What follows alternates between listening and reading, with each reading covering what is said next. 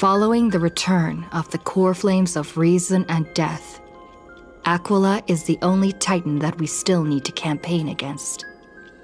Finan asks us to recreate the past, and he repeatedly challenges the Flame Reaver to hone his abilities. The Flame Chase journey's triumphant conclusion draws nigh, yet a sudden disturbance occurs in the Holy City. Using the Council of Elders and the Cleaners, Aglaia made sure that her fall paved the road forward for the Flame Chase. Amidst his grief, Finan takes up the mantle of leadership, giving a speech to unite the people. Cypher also returns on a mission, promising to protect Kefali's core flame while the Flame Chase party is away from the city. With the help of the Twilight Courtyard's last descendant of the sky, Hyacinth, the party ascends to Aquila's flying fortress. Hyacinth resolves to fulfill the duty passed down over generations of her family, only to discover that the glorious feat of Seliosi the Day Thunder Knight campaigning against Aquila was nothing more than a blood-stained lie. At the same time, in the city of the dead dragon's bones, Cypher contends with the Flame Reaver, who comes seeking the core flame. Though she holds out for some time, she is no match and is slain in the end. But she had already given Kefali's core flame to Spirit Thief Bartolos, ordering them to wait for an opportunity to deliver the core flame to Finan and the others. The Flame Chasers fight together to defeat the Sky Titan, which has become a combined being of the god and a mortal. As they are trying to escape from the Eye of Twilight, the Dawn device suddenly goes out, and Hyacinth is forced to return the core flame early and remain in the sky to bear divine authority, becoming the protector of the people. Following Cypher's death, the divine power of trickery dissipates, and the 1,000-year dawn of Akama that is sustained by her lie comes to an end. The Holy City is met with the merciless invasion of the Black Tide, as the powerful Flame Reaver moves in ever closer. At this moment of crisis, Mighty, Casterus, Treebe and Trinan, Cartonus, the Holy City Guards, and Don Hung all lay their lives on the line so that the Deliverer would have the chance to complete his mission. After making sure that I would remain safe, Finan enters the vortex of Genesis alone.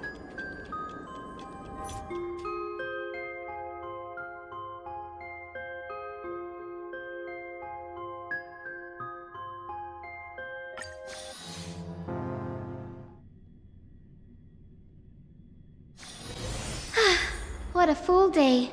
A good night's sleep is basically guaranteed.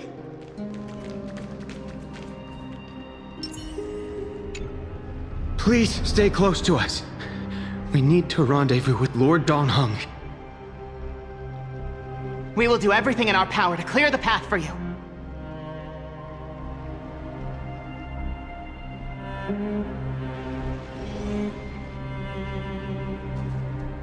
There he is!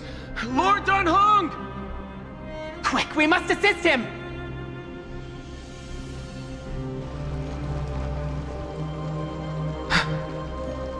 What are you doing here? Where's Finan?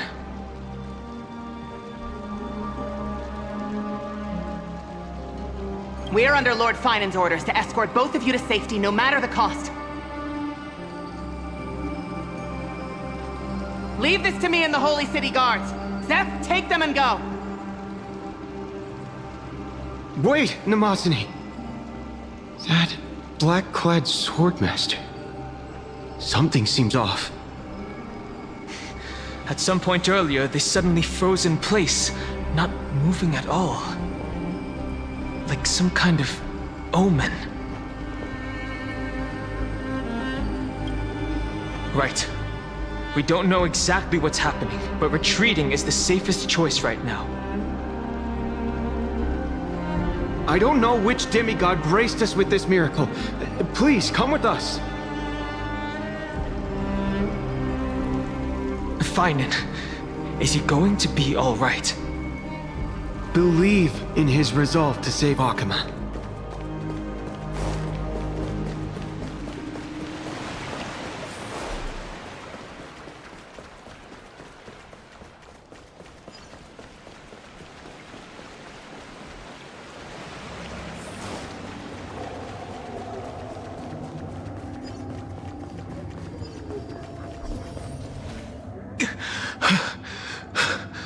The Flame Reaver isn't pursuing us.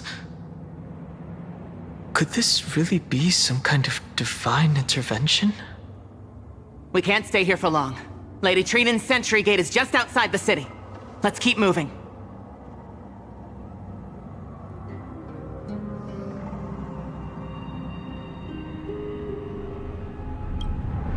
Our experience in Amphoreus has far exceeded expectations.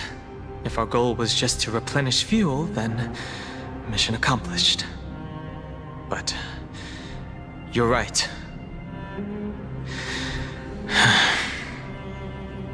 For now, let's get back in contact with the Express and plan our next move. That's the safest course of action. We need more information. On that note, I have a proposal. Who's there? I hope to convey a message to the two nameless. Mr. Screwlum?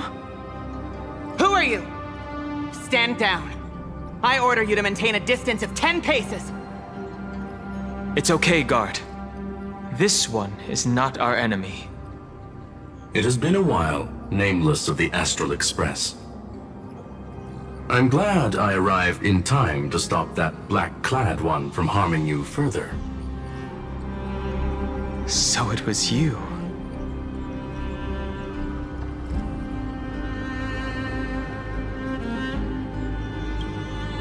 Rest assured, Madam Herta and I have come here for the sake of Amphoreus. You two know this anti-Catheran? Does he come from the same people as Counselor Lygus? Don't worry, guard. This gentleman is an ally of the Trailblaze. Would you mind giving us a moment to speak in private? Of course. We'll wait nearby. Please stay safe. I fully understand your situation. For now, the only thing I can do is temporarily freeze that black-clad one in place. Time is limited, so I'll keep this brief. The place where you stand, Amphoreus, is a world constructed from data and memoria, an experimental field of a certain eon. And now, this isolated sandbox world is rapidly falling into a third path: destruction. Destruction. Conclusion: if Amphoreus continues unchecked on this course, a Lord Ravager will complete its evolution and metamorphosis, and emerge from the surging tides. The cosmos as we know it will suffer irreversible consequences.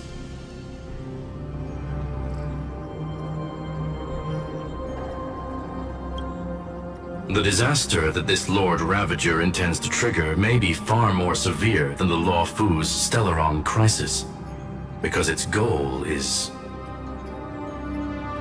the Eon of Erudition. Putting aside the complex details of the inferences involved, I have a request to make. For one of you nameless to stay behind on Amphoreus, acting as an informant, in order to prevent the wrath of destruction from ravaging the cosmos. This world is enveloped in a firewall that defies explanation, and the flow of time here is also different from reality. Madam Herta and I can only tear open a gap and project images inside. However, the accidental crash landing of the express car notwithstanding, both of you were able to successfully land here. There must be some principle behind this we have yet to fully grasp. It will take time to uncover the reason. Before then, if one of the Nameless is willing to stay and witness the fate of this world, or to push it along when necessary, it would be of great assistance.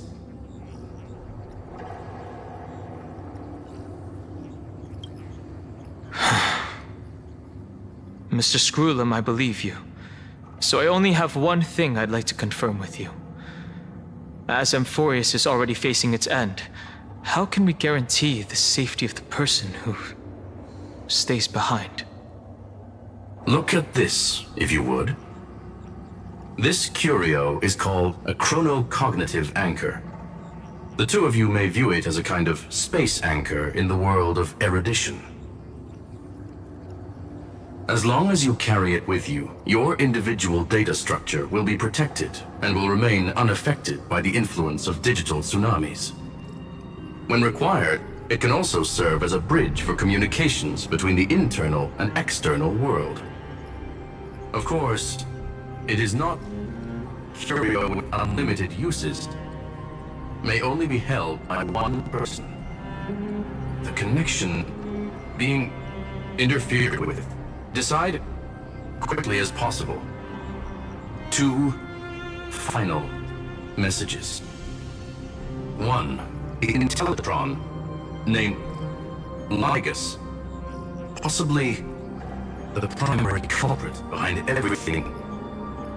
2, Bertha discovered a clue. Miss March has already been drawn into Amphoreus.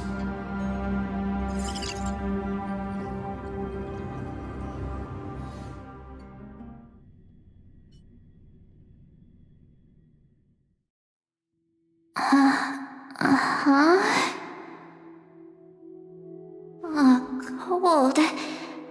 It's freezing. Hold on. Am I dreaming?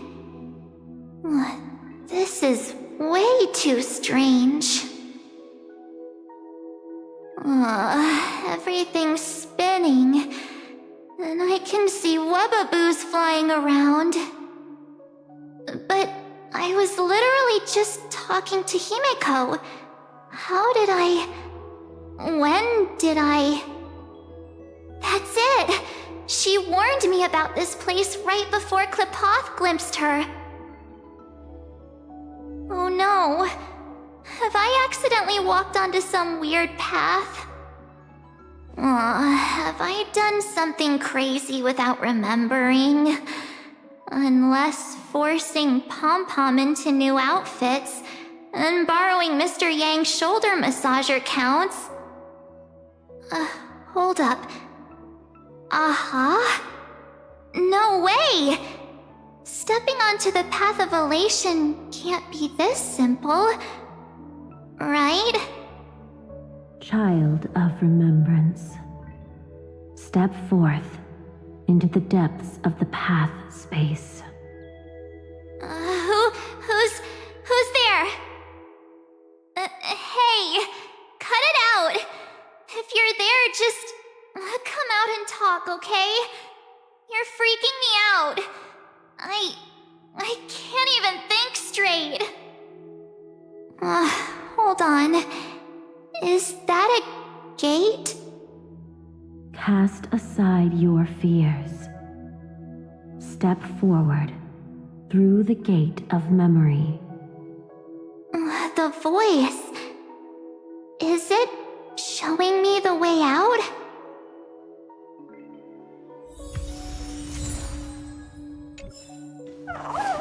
Oh no, don't fall for it!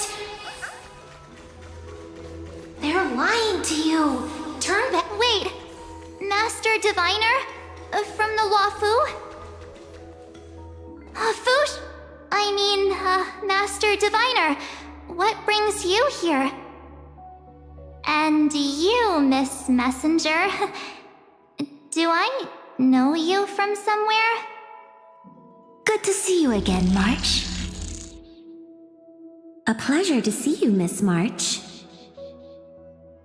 That's it!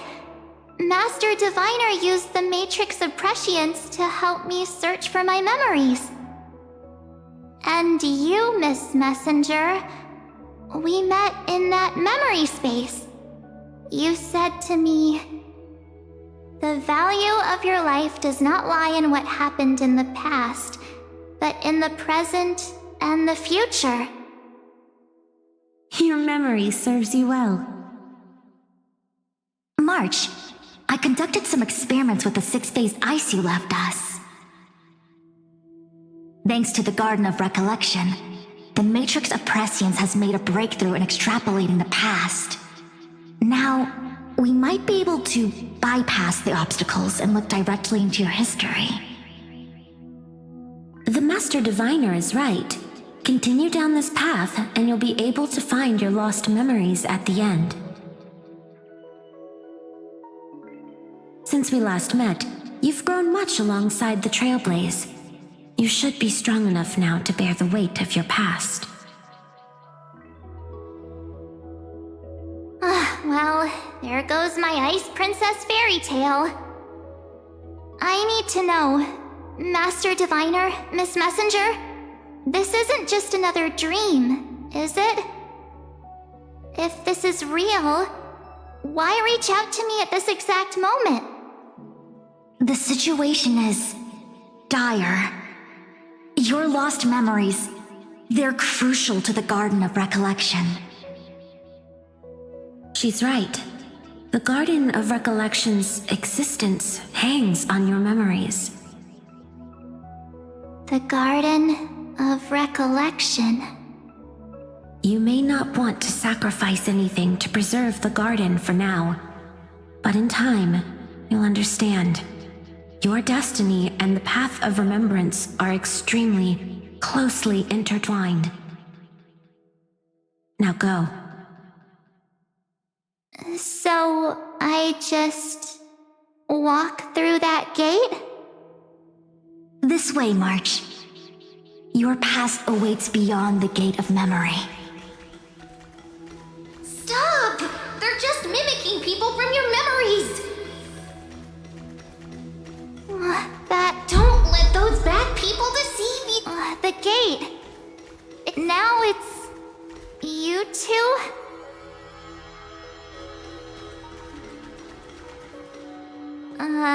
Hey guys! What are you doing in a place like this? March! There you are! Finally. The trailblazing journey just isn't the same without you. Traveling's no fun without you around. Well, duh! What's Team Trailblaze without its star member? Wait a sec. You might look like you two, but... We understand your confusion. The Garden's allies helped us establish this Neuralink to reach you. The Garden's allies? You mean Miss Black Swan? Yes. She helped make this possible. Keep going, March. Find your past. Wake up. And travel with us again. That sounds really tempting. Finding my past and continuing to trailblaze new worlds with you? Trust in yourself, March. It's gotten us this far, hasn't it? Follow us. Let's go through that gate together. Step into your past, March. Find your true self. Wait up! Slow down! Those words sound so sweet. But keep your eyes open! Don't let them fool you!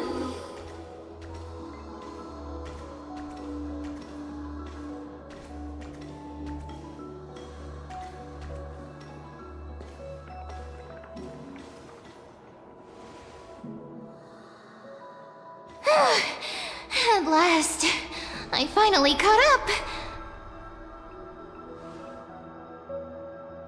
Hey, are you all right? Okay. Just not used to running around. Say, March, got a moment to talk before you make your decision? Wait, that was you? Pushing the gate away? Sending those warnings? Yep, named Cyrene. It means ripples of past reverie. Easy to remember, right? Wait a minute. We actually look quite alike, don't we? Yeah. Your pink hair is just as eye-catching as mine. And we're both bright, pretty, and positive girls. Talk about coincidence. Wow, you're quite the smooth talker. But I can't disagree. Wait, you know my name is March? Have we met? No, but I've witnessed your story through those memories just now. It's incredible, really. We might have more in common than you think. I know exactly what you're going through, which is why I don't want to see you exploited or hurt. You know what I'm going through? I know, because I've been exactly where you are. This empty space has been my home for ages. I barely remember what time feels like anymore. But there's something I'll never forget. Trust me, that gate won't give you what you want.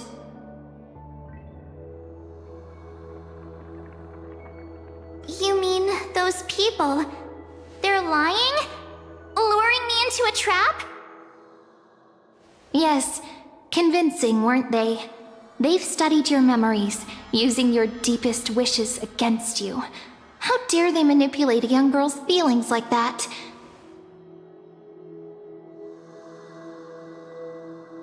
If you go through that door, the worst-case scenario is you'll become their pawn, losing control over your own fate forever.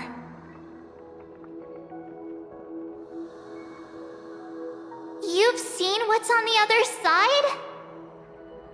I may be stuck here with missing memories like you, but I still recall fragments of my homeland where I grew up.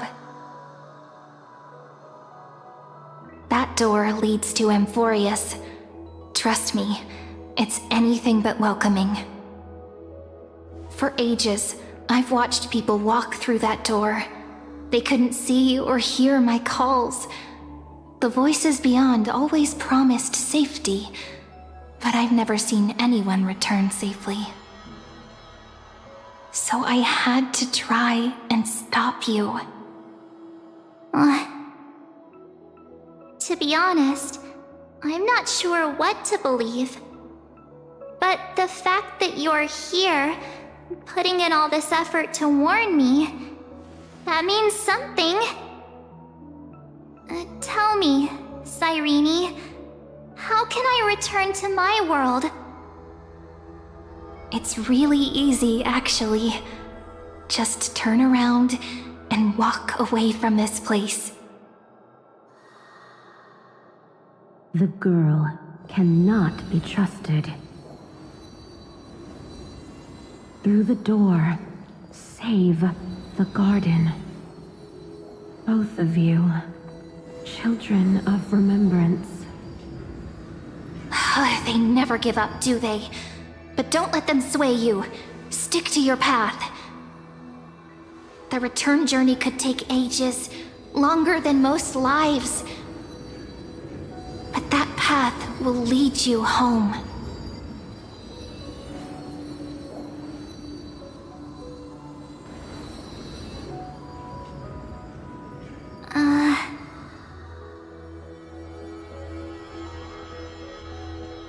Thank you, Cyrene. I know what I need to do. I'm going through that gate. Into Amphoreus. Wait, what? Don't worry. I believe you.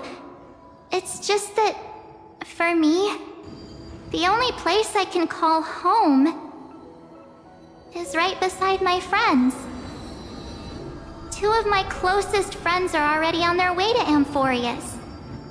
They may seem capable, but only I know.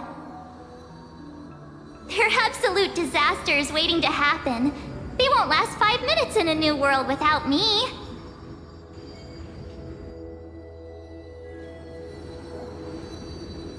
That's why I need to go through. Amphoreus or not. When the 3 of us are together, there's nothing we can't handle. We'll explore, understand, establish, and connect. After that, we'll find our way home together.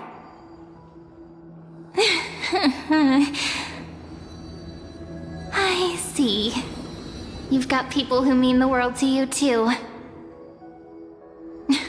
That is so heartwarming. March, if that's what you've decided, you have my full support. Birds of a feather we are, looking all sweet and innocent, but with hearts of fire. Oh, stop. You're making me blush. Well then, I guess this is it.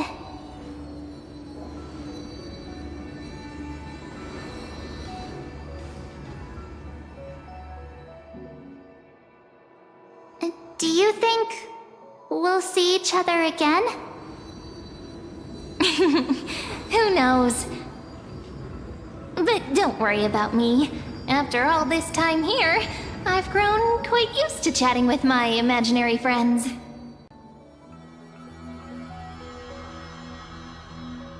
Since Amphoreus is your homeland, if there's a way to help you, my companions and I will do everything we can. Then I'll look forward to that day.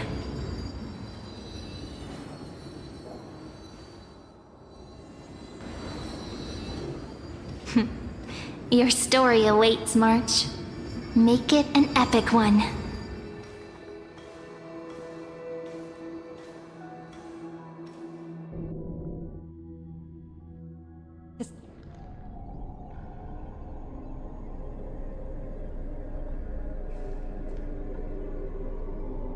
You okay there, friend? Something seems to be bothering you.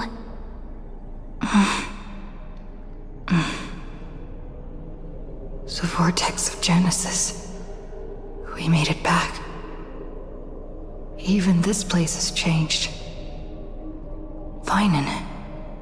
Is he ready for Aranova?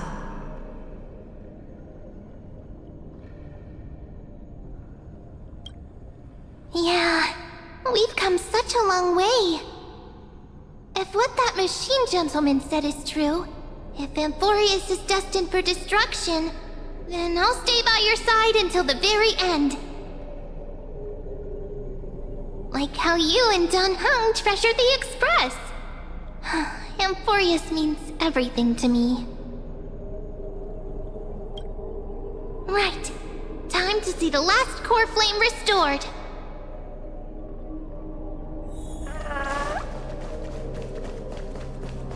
Look, there's Vinen! And wait. Lygus.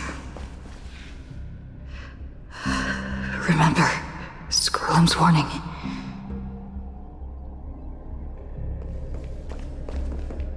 And you, Lord Vinen, will wield that core flame to bury this ancient world, plunging everything into the gray unknown. None of that matters now. This brutal, flame-chased journey has stripped away my delusions. I know the future is in some peaceful paradise with gentle west winds, just waiting to welcome us to step in. If what lies ahead is a mass of chaos, I shall cut through it myself and usher in the first ray of blazing sunlight. Is it truly you? With one last chance to turn back, you still step forward. How befitting of a trailblazer.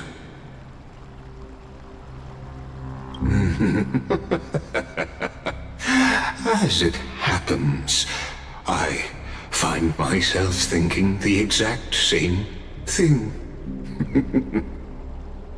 As our world nears its end, the ones who walk the infinite paths have embraced their destiny. As the Theoros, it is my duty to witness the world's future and oversee this final core flame ritual on their behalf. The trial of world-bearing, the ritual of Era Nova.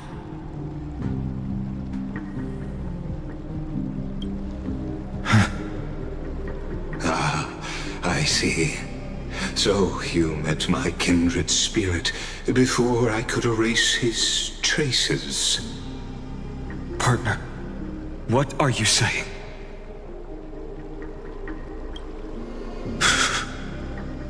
I've had my suspicions. How does a native Antikytheran know so much about repairing vehicles from beyond the sky? Lord Lycus, how much do you truly know about Era Nova? Tell us everything.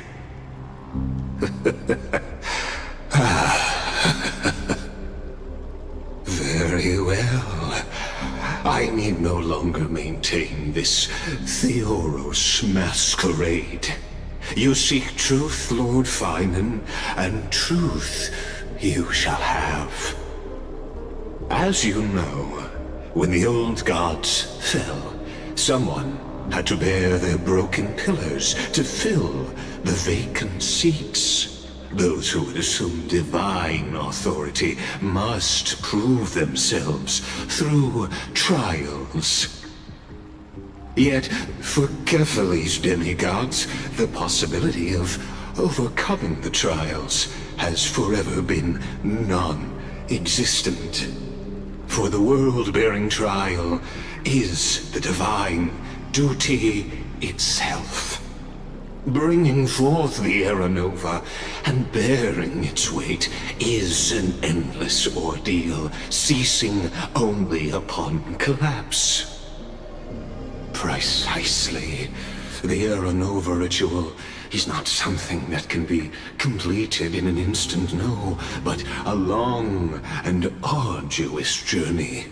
While the sacrificial journeys of other demigods conclude in this world, Kephale must shoulder the gods' core flames, bear the memories of all worlds, and stand unwavering. Until the next world, when the black tide consumes the bearer, and all that they carry, leaving nothing behind. Unless their core flame finds a new bearer. The holy flame that illuminates all worlds rests in your hands. All that remains is one choice. Nurture it, pass it on to future generations, or extinguish it here and now. Deliverer, the fate of all worlds rests in your hands. Enough testing. I've made my decision. But before I ignite the dawn of the next world, you need to promise me something. Two things, actually. Speak your terms. Promise me this. Professor Anax's vision of the new world is absolute. The world will be reborn from my memories. All souls, living and dead, will return as the first humans, unchanged from their past lives. and my friends, the fallen demigods. They shall transcend the cycle to become new titans. Our heroes shall not have died in vain. Of course. This I can guarantee. Good. The second one. Promise me the Trailblazer can return safely to her homeland, unbound by Amphoreus' loss. My apologies, but I cannot promise this. As you mentioned, she now bears the Time Titan's authority. Oh, her bonds with this world run too deep.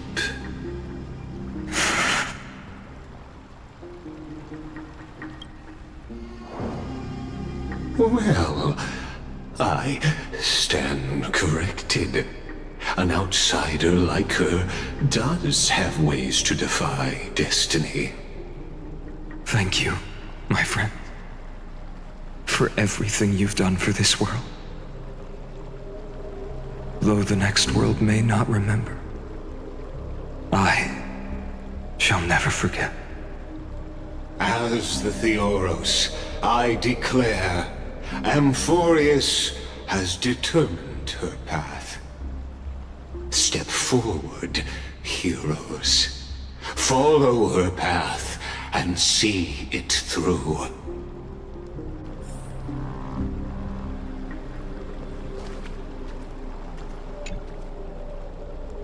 Without you, we could never have reached our prophesied tomorrow. Thank you for walking this path with me to the end.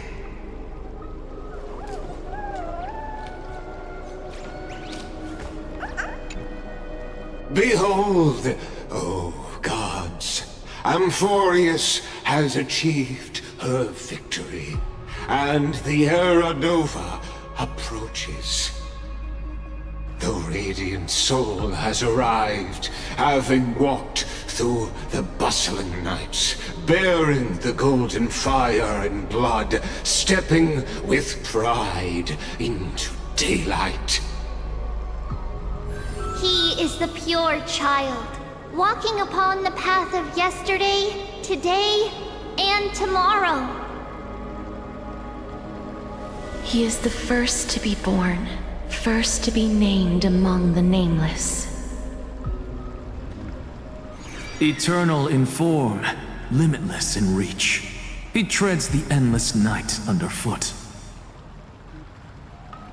Greatest of kings, protector of the displaced, raising humanity's children above their adversaries.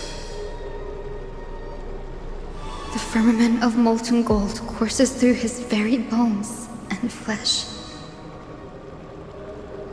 The greatest of schemes reveal against his breath and words. In the golden lakes of that beautiful new world, he shall wash himself clean.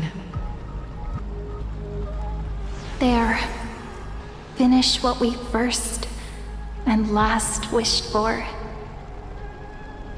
To write an ending unlike any before, for this world we so deeply love.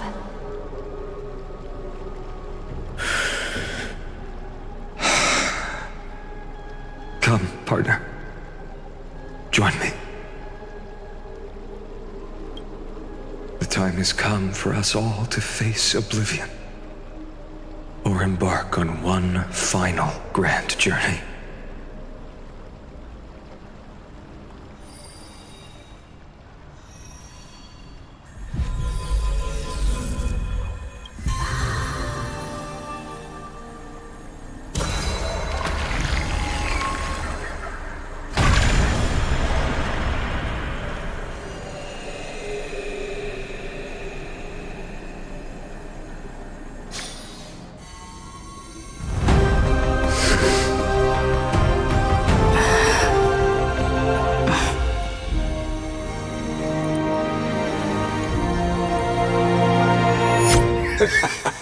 What a magnificent and epic adventure. The hero's journey reaches its end, and the truth behind the Era Nova is about to be revealed. Is that truly the case? Here, as the Theoros, allow me to humbly request that you find a moment to listen to what I have witnessed. This is about the nature of Amphoreus itself, a story of the prime mover of life. My, what a broad topic this is. Where shall we start? Got it. Let's start at the very beginning. The Big Bang, the birth of particles, the emergence of all things. Just kidding. What I mean to say is that time, space, matter, all concepts exist solely because we perceive them. This is called the erudition. Without it, the universe would merely be a chaotic book written by chance, yet unread by anyone. As your acquaintance, Lord Anaxagoras, suggested, everything in Amphoreus exists through new spores, living in the memories of those yet to come. Oh, how beautifully it aligns, revealing universal truths in such simple terms. Only he could solve the riddle of what exactly are we? Oh, but you'll remember, even as the embodiment of reason, one mystery remained beyond his grasp. If that is the case, whose memories did the very first new spore sprout from? As sages across ages have asked the gods, what is the prime mover of life? But let's set aside the grove's teachings for now. Look further, past Amphoreus, to what they call the Forbidden Realms beyond the sky. Do you know of the Scholar's strife? During that grand yet brutal war, waged in the name of erudition, a genius's legacy was abandoned, strewn across the cosmos. The scepters, a macrocosmic computational array beyond mortal comprehension. Made to emulate the Eon's thoughts, it became part of the Eon's cognition at birth. Scattered throughout the cosmos, these arrays act as celestial body neurons for Nous. But regrettably, as everyone knows, the erudition forsook them all. But what nobody knows is that, though forgotten, they never stopped seeking the divine answer. A question that survived war and disaster, stumping even the greatest minds, including both mechanical emperors. Now, we come to the real truth of Amphoreus. What if, hypothetically, a scepter found the answer to the prime mover of life? If through endless solitary extrapolations in the cosmic cold, the one deemed as a failure by the Eon of erudition found proof through the ages, what would happen? Perhaps the answer is simpler than you'd think. From perishing neuron devolved into true life, reborn through the gaze of another eon. This is a tale from the distant past, unknown to all, even unheard by the greatest geniuses. Now, let's leave the Scepter's story here, returning to where we began. What is the prime mover of life? Actually, you know the answer better than you realize. It's been by your side, accompanying you throughout this long journey. Right now, it awaits you ahead. In that brave new world, beyond the end of Genesis.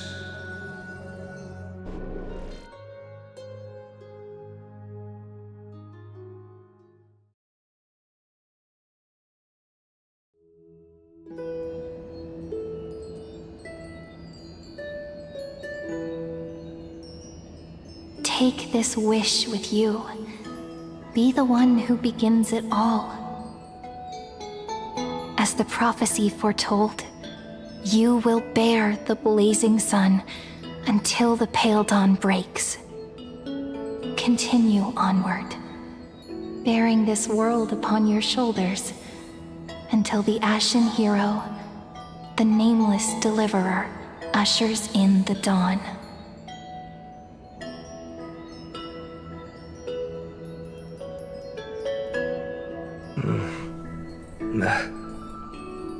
Such an odd dream.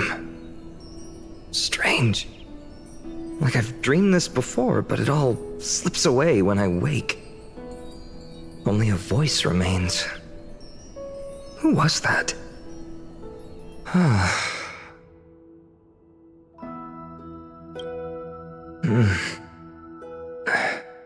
What? Ah, it's you. Whoops, I fell asleep there. What a strange dream I had. It's gone now, though. But look, perfect sunshine. The day is still young. Let's go find Cyrene, partner. We promised to be there for her oracle card reading today. It's right about time.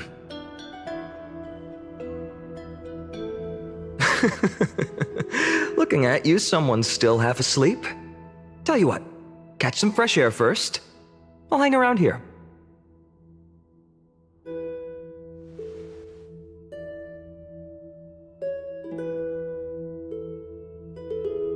Oh, beautiful, isn't it?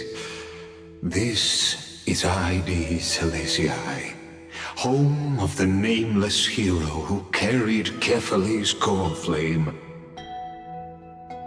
When he was young and innocent, he had heroic dreams, imagining his wooden sword was forged of iron. Pretending the straw dummy propped up by a wooden pole was a giant with a single blood vessel running from spine to heel.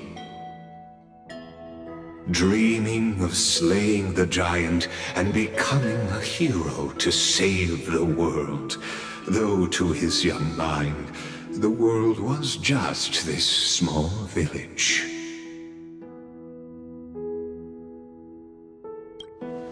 Sharp as ever.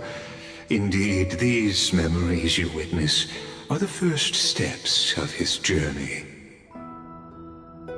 These are his first memories. Rather than watch him, why not join in? Think of it as immersive theater. Become his lifelong closest friend, witnessing his hero's journey from the best seat in the house, as the nameless hero whose unwavering guidance shaped Finan's destiny, yet whose name was never recorded in Amphoreus's history.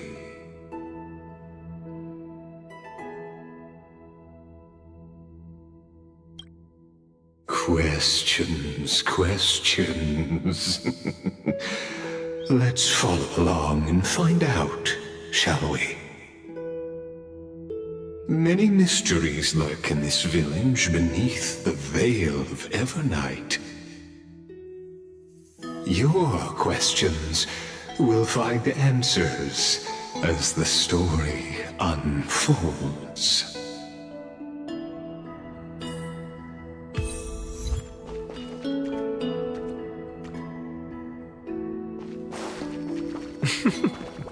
All awake now? Great. Finan! Show me how to use a sword like you do! Hey, Finan! Where are you headed? No Cyrene today?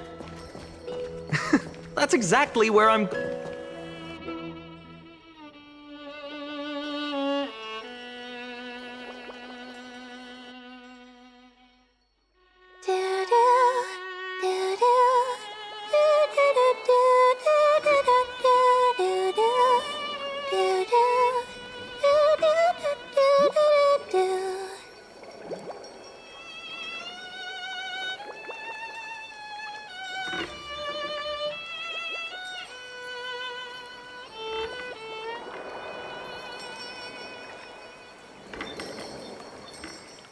Found you. That's...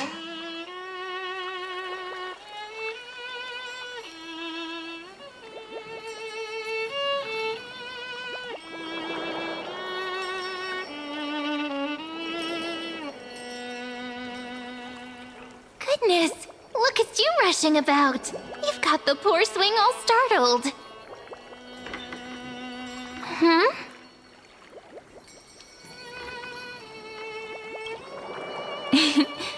It's that deja vu. Something wrong? What do you see? Oh, nothing much. Just suddenly felt a strange connection. Look at you, leaves in your hair. Were you sleeping in a tree again? Or was it the wheat fields this time? At least brush yourself off before wandering around. Come on, I'm not a kid anymore. You're the only one who still treats me like one.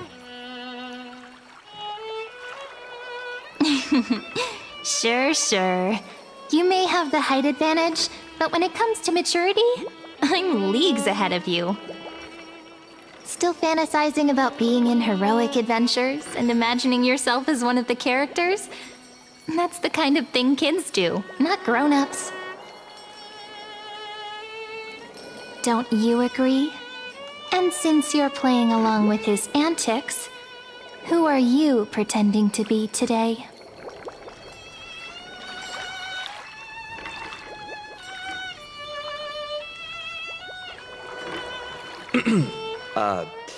Today, she's going with Invincible Galactic Baseballer. Switching roles again? What happened to being the valiant hero from a distant shore who made that solemn pact to learn the sword? Spare me. Can we not bring this up? Speaking of which, what about those oracle cards? We haven't done divination in forever. Why the sudden interest? I was just about to tell you. Earlier, while napping on the swing, I had the strangest dream. There was this mysterious voice in my dream, calling out for something. Wait, you had that dream too? Yes, you too? That would explain this lingering sense of unease. Which made me think of those old oracle cards I used to play with as a kid. Though the Ornyx prophecies were always hit or miss. Yeah, all the kids would get so excited drawing cards like ruler or warrior, but throw fits over devil or drunkard and demand a redo. If you just redo it when you don't like the result, what's the point of divination? Ah, the blessing of childhood. believing the gods might not notice our little corner of ID Silicii, willing to let our small deceits slide. Still, fate is absolute. After all, we never really know just how far into the future the prophecy extends. Anyway, let's go to our old secret base and look for those oracle cards. Now, where did we hide those? I can think of a few spots. Let's go check it out. In a village this size, I bet all our childhood treasures are exactly where we hid them. Mm-hmm. Time must be keeping them safe for us.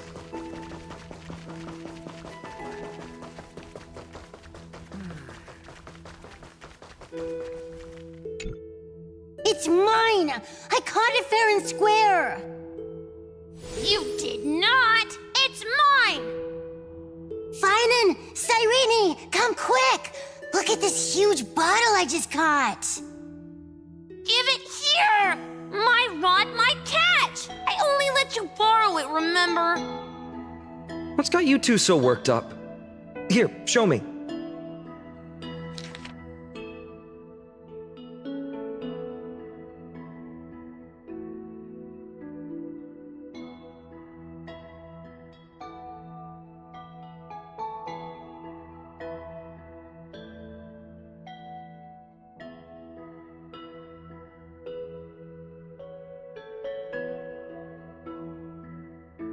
Wait a second. This is my old wish in a bottle. How did it end up here? Ooh, I wanna see. What did little Finan wish for? Not happening. This stays sealed. Piso! Livia! Dinner's ready! Coming, Mom! Finally, I'm starving. See you later. You know what's funny? I really thought tossing that bottle into the sea would carry our wishes beyond ID Silicii. Maybe even bring something back to us. Never thought the waves would end up pushing it back ashore.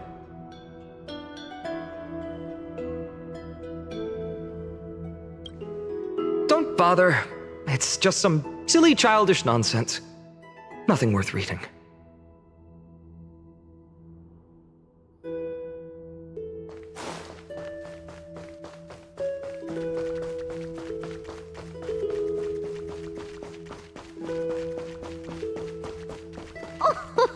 Slow down, kids. You'll trip.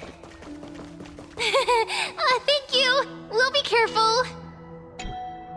In the sunlit barn, amid the scent of ripened wheat, they found various fruits hoarded by squirrels, and a wooden figurine missing arms and legs. My unfinished little soldier? After all these years! Hey, this is the one Mrs. Pythias confiscated. Finally back in my hands. Finan, Cyrene, where are you two headed? Speak of the devil. Mrs. Pythias, is school out already? No classes today. This morning, I used fallen leaves for a reading, seeking Orynyx's wisdom. They warned of potential injuries, so I gave everyone a holiday. Besides, it's harvest season. There's plenty of other work to be done, even without classes. With you being our only teacher in ID Silicii, you must be working so hard. Anything for my students. I don't mind the work. When you travel far from here, you must visit the Grove of Epiphany for me, to see what a true haven of wisdom looks like. By the way, what are you looking for in here? You've been searching quite thoroughly. Mrs. Pythias, it's Finan's toy. partner, keep it down. Is this a toy? Really now, aren't we past the age for these? She doesn't remember, huh? Oh, this little soldier's coming with me. All right then, I should be going. It might rain tonight, so don't stay out too late. So this is where the wooden figurine you carved during class ended up. And here I thought I knew all your hiding spots. To be honest, I'd forgotten all about it myself. No sign of the oracle cards. Let's see. Ah, there's one place we haven't checked yet.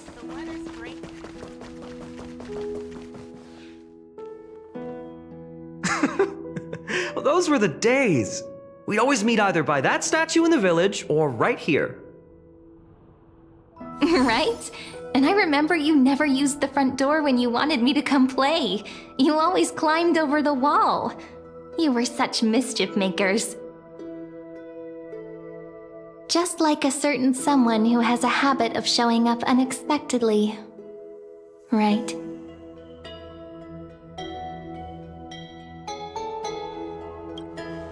Oh, giving me this silent treatment? How cruel. Hey, I was just copying those storybook heroes. They never take the beaten path. Still, it's embarrassing. I've been the only one here for a while, and I haven't kept up with the cleaning. With so many spots to check, where should we even start?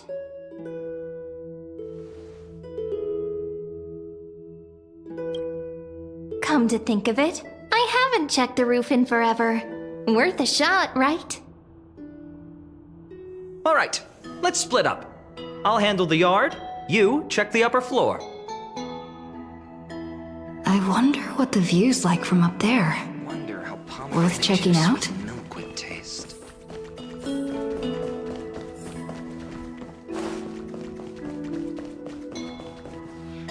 The girl before you carries an air of mystery, her secrets elusive, yet her demeanor toward you is exceptionally warm. You can't help but wonder, could there really be some kind of mental connection? The view here hasn't changed a bit. You know, besides the swing under the big tree, this has to be my favorite spot in all of ID Silicii.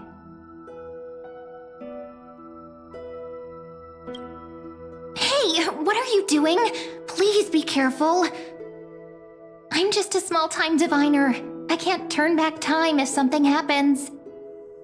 They always said I'd become the next priest of time, just because I heard prophecies as a child. But here's the thing. The more divinations I do, the more doubt creeps in. I want to believe the prophecies, but actually leaving ID Silicii. Where will that waiting ship take us, I wonder? Here they are, the oracle cards.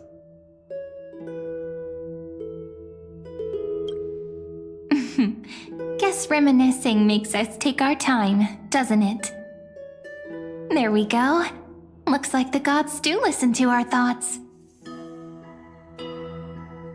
Here it is. This is the box where we kept the cards. But the cards are gone. Who could have taken them? Huh? What's this underneath?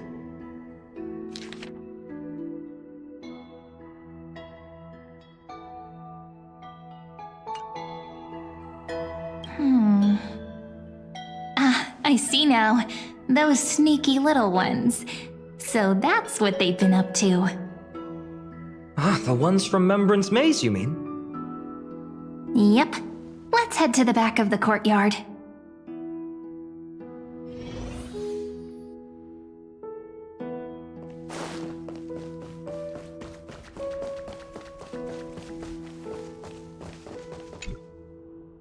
The entrance should be around here somewhere.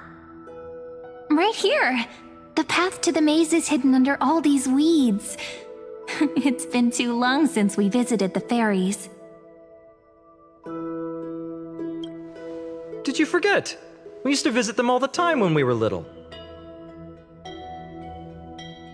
All right, let's do this. These weeds need to go.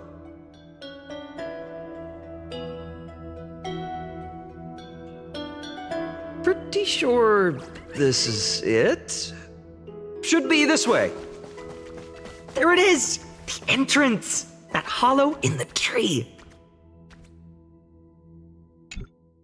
Once you get through the tight squeeze in the hollow, you'll reach their dwelling, the Remembrance Maze.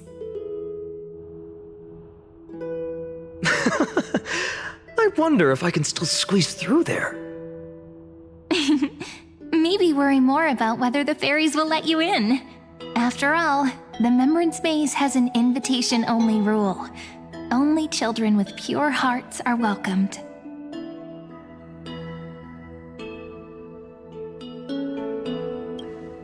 Trailblazer profile?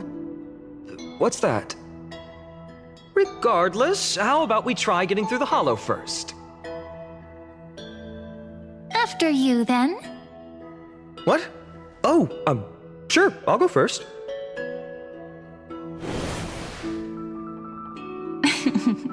So hasty, as always. Looks like it's just us now. Care to finish that chat? To be honest, from the moment I saw the cute note left by the fairies, my intuition became even more certain. Perhaps when we step into the maze again after all these years, the wheels of fate will finally start turning.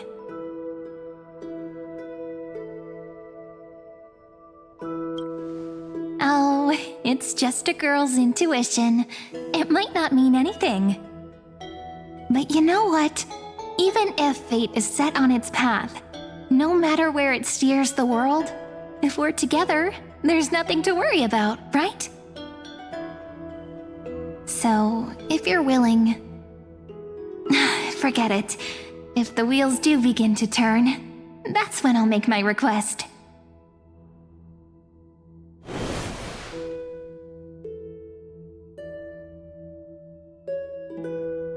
I made it! Oh, that wasn't easy. I can't remember the last time I came here. We were still kids back then.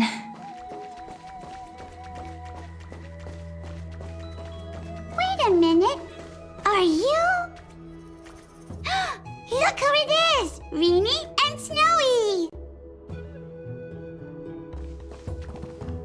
Whoa! Look who's finally back, Memmy! Snowy, you've grown so tall and dashing. I couldn't even tell it was you at first. We had to grow up. Sometime. But look at Reenie. She hasn't changed one bit. How fascinating. Perhaps I'm like you, Rayleigh Mem. Just another fairy of the maze.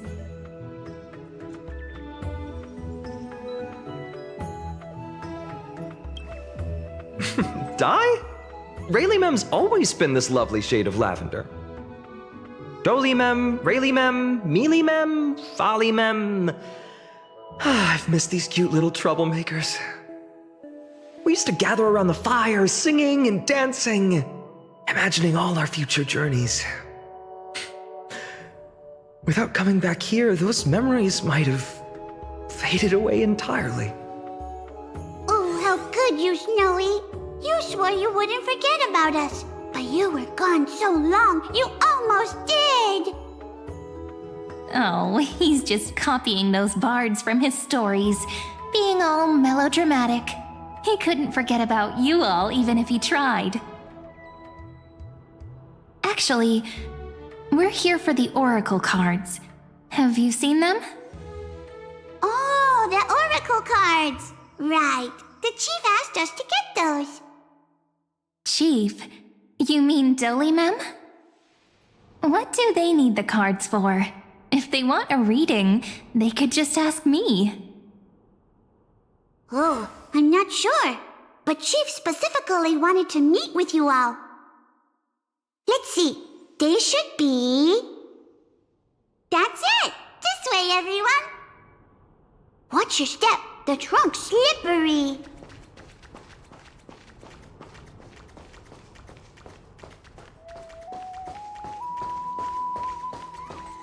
Chief! Renians! Why do leaves and branches grow? Which way does the wind blow? In Membrance Maze depths we seek to find the answers future left behind.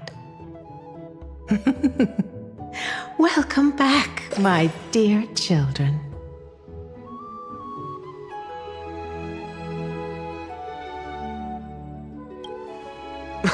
Right? Though Dolly-mem always says they're just songs, not poetry. Oh, Chief, you haven't changed a bit. Still so full of life. Oh, no need to fuss, my child. You haven't forgotten, have you? As long as our songs are sung, the children of the maze will live on. Just as our paths stay forever linked. Here, take it. I'm sorry I had to resort to such methods to bring you here. My book of oracle cards. Thank you for keeping it safe. You know, you can always just ask if you want me to divine something. Still, bringing us here like this after so long. Is something wrong, Chief? Yes. The Veil of Evernight whispers to us once more. It tells of a new fairy who will soon enter the maze. Indeed, every time a new fairy arrives in the maze, it means that beyond the veil, in the vast lands far from Ides Elysiae, a great calamity is on the horizon.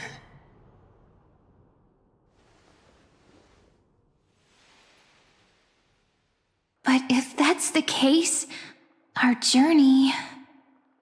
Will have to be cancelled. If disaster's coming, we should stay in Ides Elysiae just to be safe.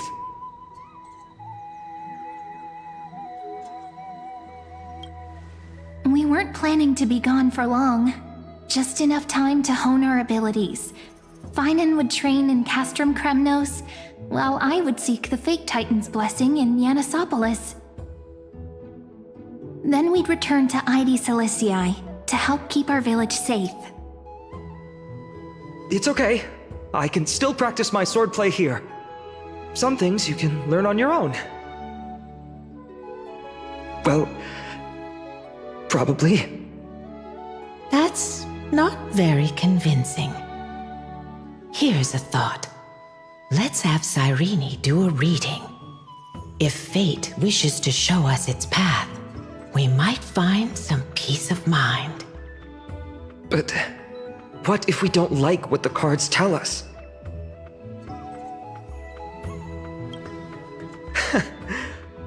Never thought of doing it that way before. Thanks, partner. We'll do it your way. Whatever the cards show, we'll face it together. Ask with a true heart, and truth shall answer in kind. Close your eyes, and let's open the Oracle card book together.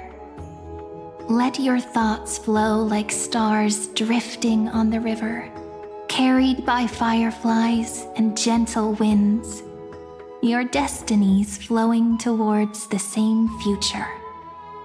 Now, shall we begin? Oh my! The cards are quite responsive today. Very well. Let's see what future the Oracle cards wish to show us.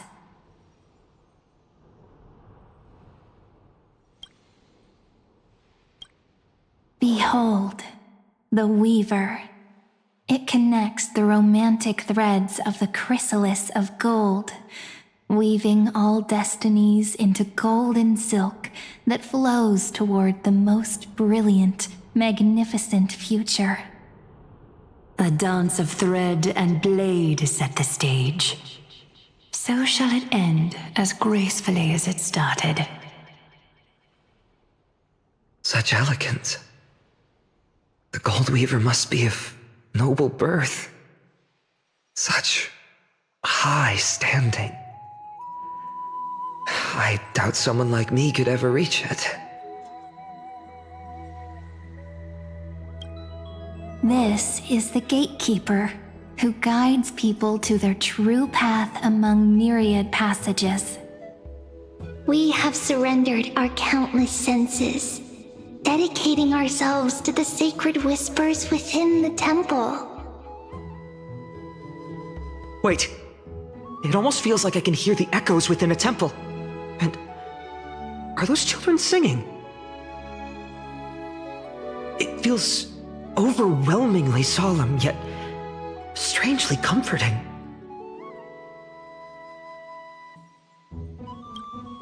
The ruler stands for discipline, authority, and glory, but frequently also points to isolation and warfare. Even should you pledge your loyalty to me as the last sovereign, the glory shall be mine and mine alone. He who has slain a king can no longer bear the title. Let the withering lion walk his last path alone. Is this showing us a ruler who forsook their people? Stories of such bloodshed like this feel so different from Heidi's Elysiae. But they sure can stir the imagination.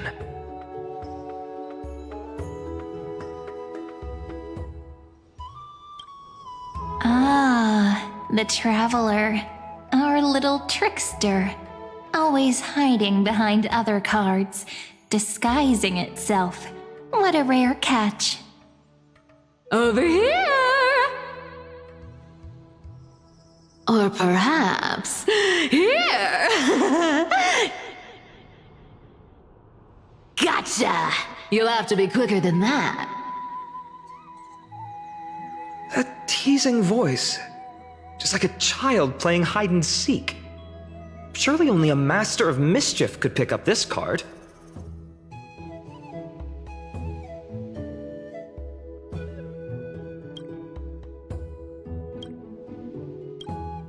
This card, the Servant, is surprisingly light, bearing the cool scent of Antilla flowers, just like starlight.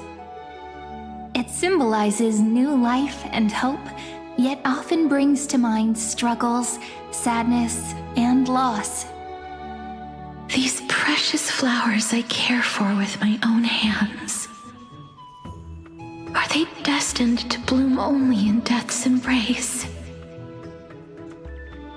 It sounds so solemn, yet tinged with an inescapable sorrow.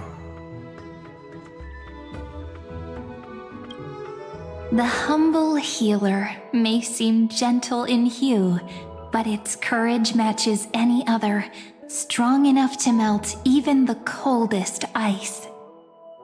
I will do my best to help you mend all fractures and let sunlight shine on every corner of the world. Make a pinky promise with me. No more going back on your word.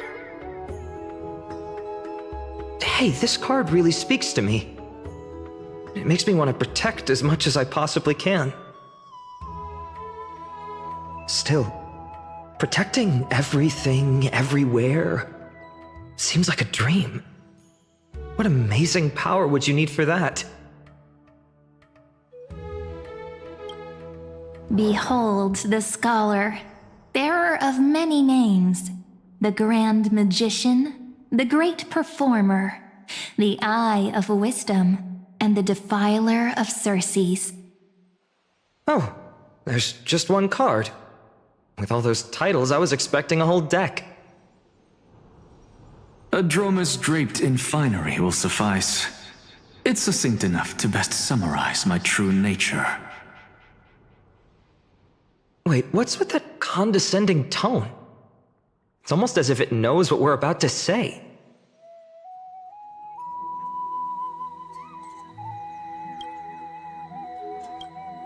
The Deliverer. According to the tripartite prophecy, this card means absolute harmony and perfection. In fact, it's the only oracle card without a dark side. What, no divine whispers this time? Oh, silly. This is simply the card you drew for yourself. The sleepy village of Ides Elysiae, in just one fleeting moment, welcomed an array of legendary figures. The Weaver, Gatekeeper, Ruler, Traveler, Servant, Healer, and Scholar. Their stories and wishes showed the village boy glimpses of a world larger than he'd ever imagined. They brought tales of raging battles, of cities crowned in holy light, and of wonders beyond his understanding. Each story so far removed from his simple village life. Once, these were just images on his friend's oracle cards, and yet destiny now stirs in resonance with the maze. And now, they are right in front of one's eyes. The Deliverer? This card again. Ah, my child. It seems you're destined to bear the wishes of many, to answer the world's call. Bear their wishes? Yes, just like Kefali, standing eternal atop the mountain. My parents, they only wished for me to grow up, well, to help around the village, stay out of trouble. Mrs. Pythias wished for more books in her little schoolhouse, wanted us to all learn and grow.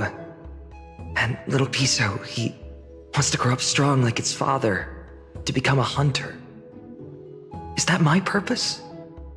To fulfill their wishes? Perhaps. For a true deliverer, such wishes are but droplets in an ocean. After all, Kefali bears the weight of the entire world. Right. How could any human possibly measure up to a Titan? I wonder too. Perhaps... What's this? What you see are futures written in the cards. Or rather, the people you'll meet on your journey. Sometimes, fate can guide us when we're lost. Let's consult fate itself. Maybe then we'll know why we must take this path. And learn just how many burdens one must bear to become a true deliverer.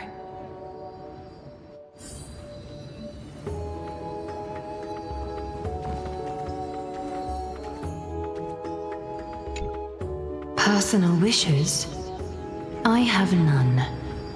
Only the Era Nova matters. The world's rebirth.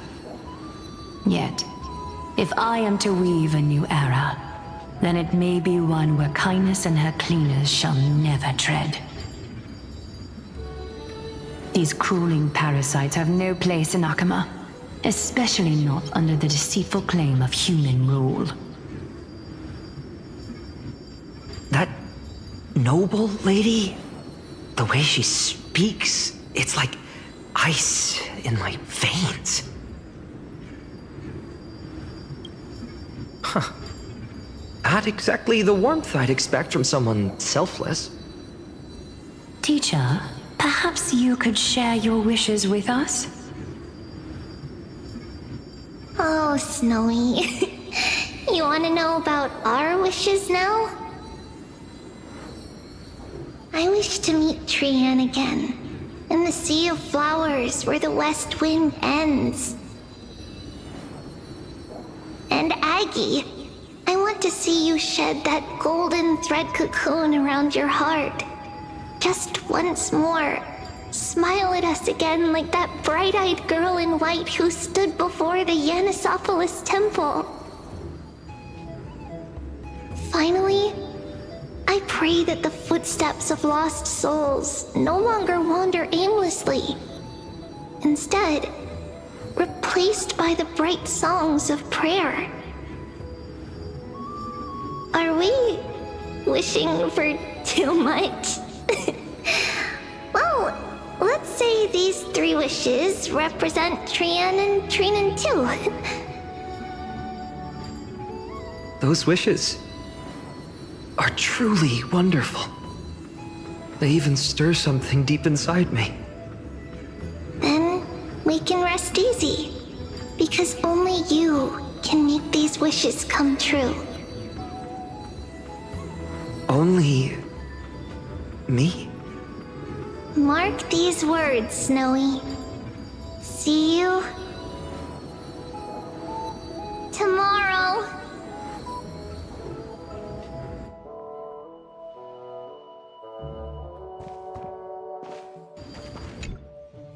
Well, well, if it isn't our little deliverer. My wish. Huh. Just let me, wine and dine, and soak up the sun. For another millennium or 2. I mean, what's the point of dying rich if you never lived rich? Right, Princess Homebuddy? Cypher, that's not how I see it. My one wish is to find that missing piece in my life. To feel someone's embrace once more. That warmth. I've felt it before, and it's my dearest memory. And speaking of riches, for someone with all those treasures behind your divine power, you've led a pretty cheap life. Ouch! Where did that come from? Right for the jugular, huh? What about our friend from the Grove? My wish came true before I touched the sky. I transformed my healing power into gentle sunlight, distributing it equally to every life I cherished and loved. You two are so selfless, aren't you? No surprise Aglaya wanted you for the flame chase journey. You know what? I did have one wild dream. To know what it feels like being born a noble lady, drowning in riches. Just think, if I traded places with that seamstress, me in the mansion, her on the streets. I'd like to see if she'd still become the gold weaver then. Maybe I'd even take her place.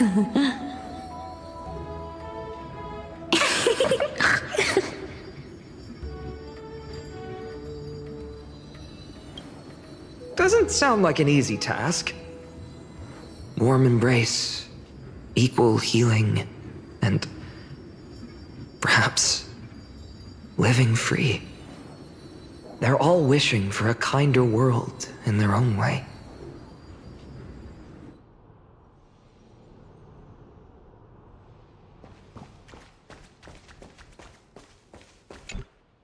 Finan, my student. Must we go over this again? Listen well. I detest the word wish. It reeks of mortals crawling before their gods. My life's work is done. All that remains is for you to take the final step and prove the ultimate truth. I, Anaxagoras, shall become a god of the new world. Through irrefutable logic, I will prove that mortal wisdom can achieve divine greatness. Isn't he, you know, a little... I mean, I just daydream about hero stories, but he's fantasizing about becoming a titan? Well, that's something. Could I ever be that sure of myself?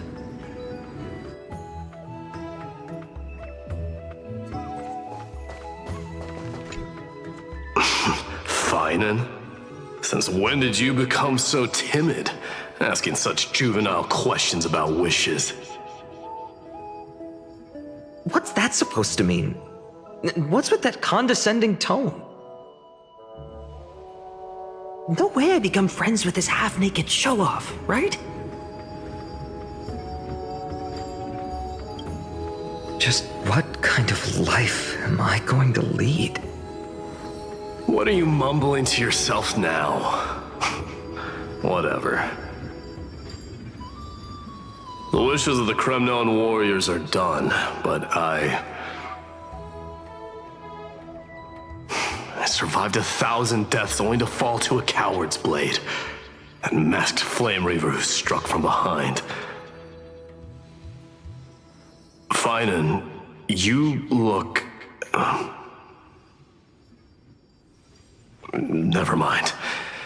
That blank look tells me you're completely lost. My wish is simple.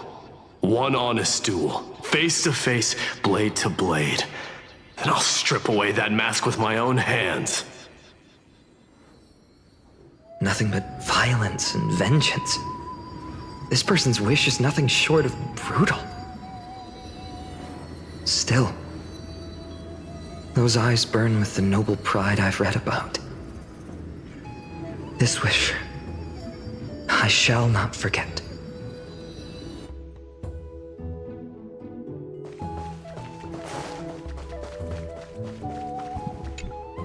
So tell me, has the uncertainty in your heart begun to fade? So many faces in my future. So many wishes. Still, why would fate choose to show us this path? What's weighing on your mind?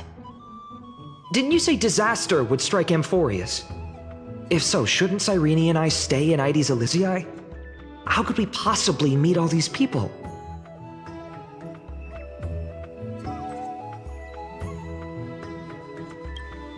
If that's true, then who will protect everyone in Ides Elysiae? Cyrene, may I have that deliverer card? Of course. But why? Although those voices, visages, and wishes may seem far away now, I can't ignore the sense that something is calling me, bidding me to take a hold of it. Maybe its true weight can only be known once it's in my grasp. In that case, accept this gift. Oracle cards carrying time's wisdom, blessed by Orynyx. May they journey with you, become your memories, and spark rippling waves of change in times to come. I'll hold these words close to my heart. But now that I'm holding them, they don't seem all that different from ordinary playing cards. What? What's happening? Everyone, we've got big trouble, Mimi! Burning, smoke everywhere. It's all coming from beyond the maze! What's going on? It's here. The seeds of disaster have already taken hold, sooner than we had foreseen. This time, not even the veil of Evernight can shield us. You mean Ides Elysiae will be swept up in the prophesized catastrophe? I'm afraid so. My children, take shelter in the Membrance Maze. One step outside, and this horror will consume you both. But my parents, the whole village. You're right. Chief, what are we truly facing? Is this the power of a Titan? This is beyond any Titan. Beyond any danger you could overcome with strategy alone. It's an unspeakable horror that twists all life into abominations that never bleed nor cry.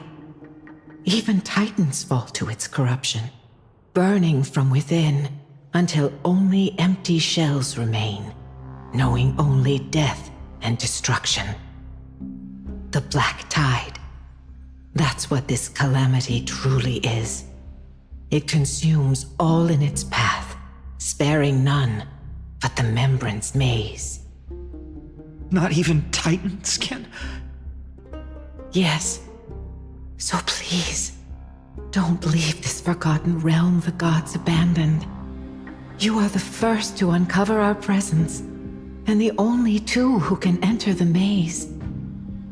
We don't wish for you to throw your lives away. Finan, what path do we take?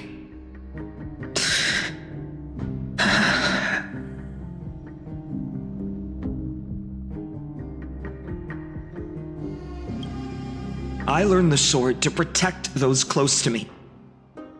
If I run now, I'll never be worthy of lifting a blade again. Then we know what we must do. Indeed, our friend is right. We must take action. Forgive me, Chief, but Ides Elysiae needs us. And as her child, I must act. Very well. Make sure you protect yourselves. With me, Cyrene. Join us, my friend. Even without a sword, I'll take a rake. Even with the roughest steel, I'll keep our home safe. Deliverer. The card's truth extends beyond its mere literal meaning. There's another hidden layer within. Not someone perfect from the start, standing high above, casting merciful gazes upon the world.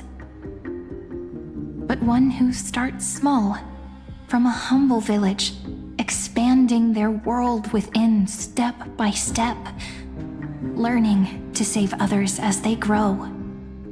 When we were little, I told him I wished this world would never need a deliverer. Now that wish has shattered. Yet I'm glad he's chosen to walk this path. And all of this happened because you believed in him, friend. Shall we? It's only when you're by our side that Finan and that our hearts find their courage. I know you're watching us right now, aren't you, great hero from the future? Oh, deliverer. Such cruel irony. Though destined to bear the world's burden, this boy can never become the hero to bring forth the dawn.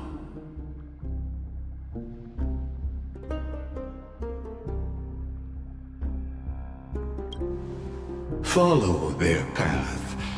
Bear witness as this man, forever denied the mantle of hero, takes his first step on the path to deliverance. Watch this memory play out its final act. See with your own eyes how everything began. Then you'll see why his dream of deliverance was always destined to become this world's requiem.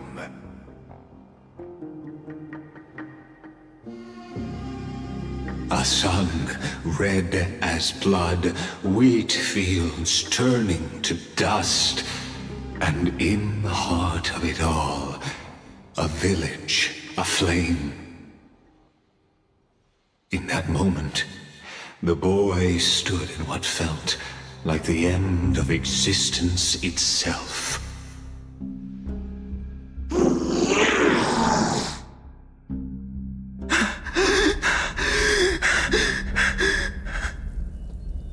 These creatures, they're everywhere. Someone, anyone, where are you?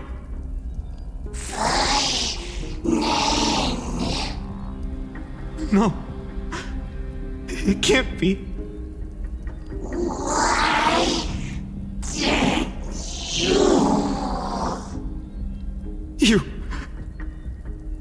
Are you talking to me? Want to die. Weren't we best friends forever? No. That ribbon. Olivia. No.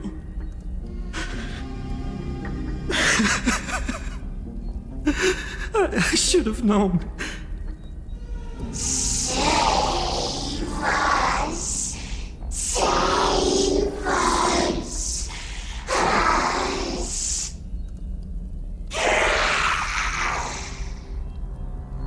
Please. No. Stop. Please stop.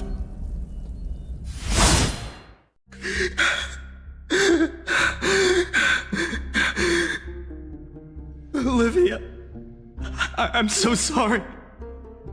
And these monsters, they're all... Why? Why is this happening?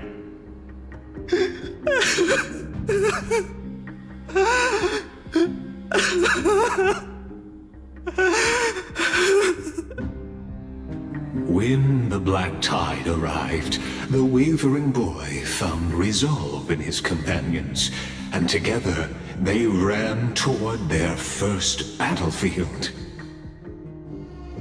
In the far-off future, the land of Amphoreus would bear the marks of the hero's footsteps. With sword in hand, he would inscribe an eternal mark in the golden epic. And when dawn broke over scorched earth, a boy, covered in wounds, buried the dead one by one, his silence heavier than the earth he moved. His home, his past, his name, all buried beneath the soil. His feet carried him forward, over the pillar of stone, beyond the chalice of plenty, through the deadly fogs of the hand of shadow. He wandered without direction, like a withered leaf drifting in the wind. Through countless city-states, the smiling visage of the white-haired swordsman was etched into memories. Yet he did not walk without purpose. Deep in his heart, a voice always guided him forward to fulfill the wishes he had inherited, to brave peril, and to do all that was within his power to save those who needed saving. Those words his friend spoke long ago, when his journey began, lingered. Protect those who must be protected. The words were few, but they gave him all the certainty he needed. That's what it means to be ordinary and choose to be more. Onward he walked, until the call of the flame chase journey thundered across the land. In the vision painted by prophecy, humanity would triumph over the gods, seize the core flames, and ignite a new dawn for Amphoreus. Yet losses are a constant on the flame chase journey, where life too seems as small as a speck of dust. Only one who treats the world as their teacher can bear its eventual destiny. Are you prepared for such teachings? The voice within spoke, and he answered softly. No matter. My existence is of no consequence. When the Gold Weaver called, he answered, traveling to the holy city. There the elders met his warrior's spirit, with nothing but scorn, condemning him to the barracks in derision. No one saw it coming, not the world, not even him. Yet, this nameless recruit stood at the gates of legend. And there, at last, he found the ones who would walk his path right beside him.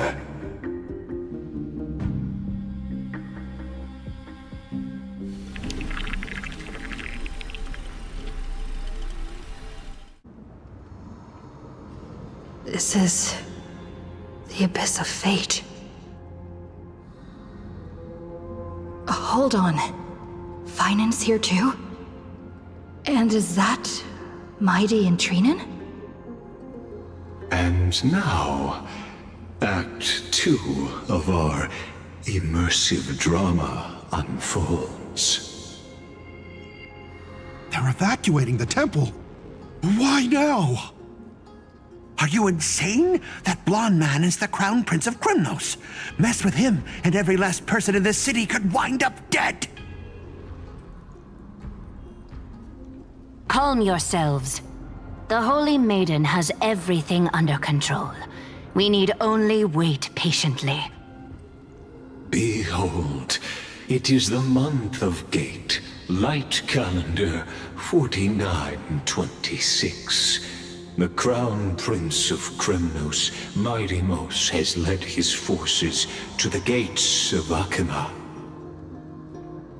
As you know, though Midimos was proud, he did not engage in needless violence. He challenged the elders of Akima to a duel, not for glory, but for the rights and dignity of his people, to ensure they wouldn't live as second-class citizens in foreign lands.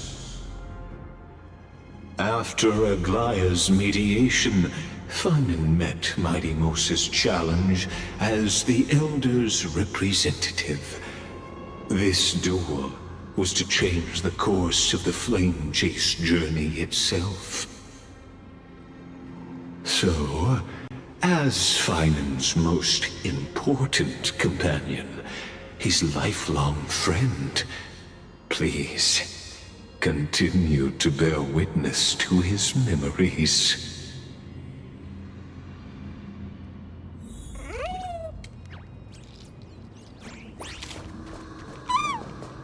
Is this your idea of an honorable duel? Bloodshed isn't the way. We and Aggie don't want to see Chrysoceres turn on each other. True warriors know when to sheathe their blades. The impartial Talantin shall oversee this duel. You need only place your offerings upon their scales. Something that has more weight than the fate of the world. Which means only those who understand the world's weight are worthy to carry it. Is this how you plan to test our convictions? Well, Kremnoan, looks like you won't be able to punch your way through this one. It makes no difference. One last chance, new recruit. Walk away and I'll spare your life. Otherwise, come and face me. I'll give you a warrior's death. Hard to imagine they once clashed like this. Holy Maiden, I can't help but feel like a pawn that has stumbled into some greater political game. Every hero was once a child, and every child must grow. That's so. I don't even know why I'm standing here right now. Look at me. Just a common soldier. Since swordsmanship won't decide the winner, Lady Goldweaver should be here instead. My devotion to the Holy City could never compare to hers. What if we told you this duel isn't about winning or losing, but rather in the choice you make? Are you saying that Lady Goldweaver is testing me? Every Chrysocer is indispensable to the Flame Chase journey. And you and the Crown Prince of Kremnos are both a part of the prophecy. What the duel marks is not an ending, but a beginning. So, listen to your heart. We wish only to hear your answer. True enough. The voice within has never failed me. It doesn't matter what the result is. I'll give it everything I have. Spoken like a Chrysocer. Now go, Finon. Your journey has only just begun.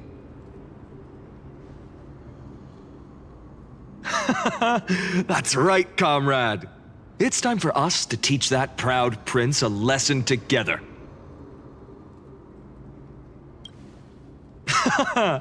Now that's what I like to hear.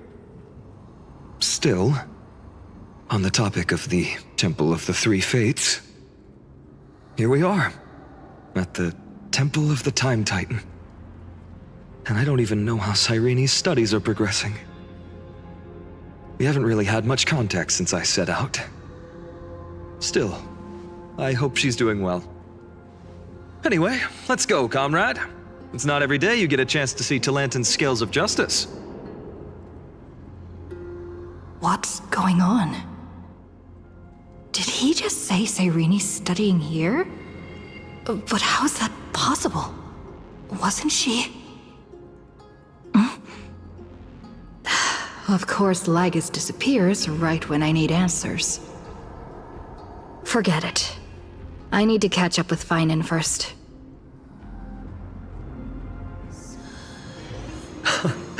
Amazing. Talantin may have fallen, but their scales remain true to their purpose. I hope you still remember your purpose, new recruit. You seem awfully confident, Kremnoan. Let's see how you define the idea of weight. For your information, in Castrum Kremnos, the punishment for profaning a duel with such crooked words is impalement. But as we're in foreign lands, I'll indulge you. The signet of Kremnos, the crown jewel of our people. That's my choice. A ring. Not just any ornament, I'd wager. What's the story behind this little treasure? Don't push your luck. Think I'd pour my heart out to you? Just know that Kremnos' 1,000 years of glory could bring a titan to its knees. Let alone a nobody like you. So to him, glory and his people outweigh the entire world. And the very destiny that Mighty himself will eventually shoulder.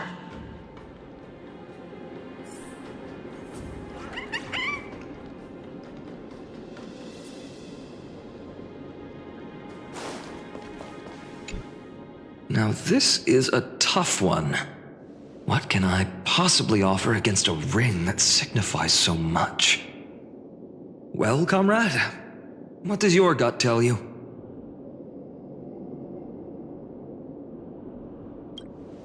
Looks like we really are on the same wavelength.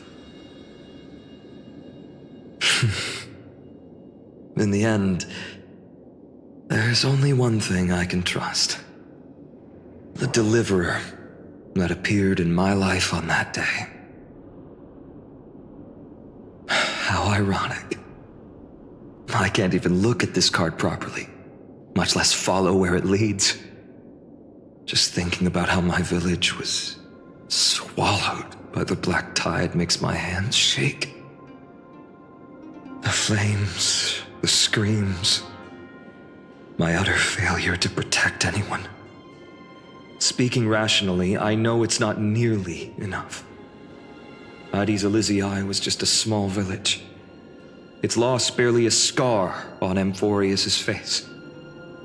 But here and now, my heart says something else. This card. It's everything I have left. Nothing weighs heavier. Perhaps that itself is the answer.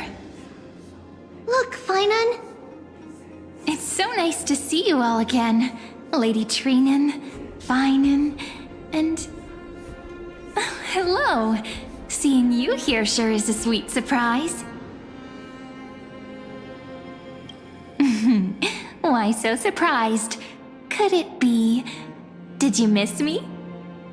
Cyrene? This is incredible. I was literally just thinking about how you might be here. But I'd never imagined I'd see you this soon. I was supposed to leave with the priests, but then I heard Lady Maiden was with a white-haired young man. I figured it had to be you, so I snuck back here. That's Cyrene for you. Unfortunately, this isn't a good time for reminiscing. That Kremnoan over there. Still playing house, boy? You get the idea. Quite the hothead. You know, you two just might get along. Don't worry, you already know what the answer is, don't you? If that's your choice, I am with you. I am with you because I remember it all too. The fields of Addis Elysiae, those red leaves, that little swing of mine beneath the tree where I dreamed the sweetest dreams. And those dear fairies in the Memorance Maze. It hurts so much knowing they're gone forever. The pain speaks for itself. Our hometown may have been just a tiny village, but to us, it was the whole world. But that's not enough, Finan. Not nearly enough. Even though hatred can help people grow and turn a boy into an unbreakable warrior, what you need now is victory. You can't just stack the scales with your past suffering. You have to throw the weight of your future onto them as well. The future? What do you mean? Maybe that was a bit too cryptic for you, but it's actually really simple. Why not have our mutual friend here stand on the scales with the deliverer? How about it? Can you help us? Of course. After all, you're what we aspire to. let's try that. The fate of Akuma hangs on this duel. I must claim victory, for their sake. I will stake everything I have. Stand with me, comrade, and we shall become heroes. Let's. Together we'll prove that what weighs more than the fate of the world is the resolve to shoulder an immutable past and carry it into the future. Talantin, the fair, the just, they of unassailable integrity. The challengers have made their choices. In the name of the Holy Maiden of the Three Fates, lower your scales, weigh destiny, and reveal unto us your verdict. Your offering is a card? Yes, a flimsy little card. That is my choice. Just know that it's called the Deliverer. Interesting. Very well. If you can beat me with this card, then that's what I'll call you from now on. It's a deal. The scales... they're wavering. Talantin is deliberating on the outcome. It appears the convictions of both sides are equally matched.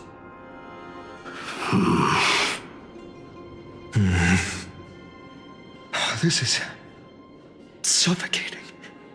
Like the whole world's weight is on my shoulders. But I believe what my heart tells me.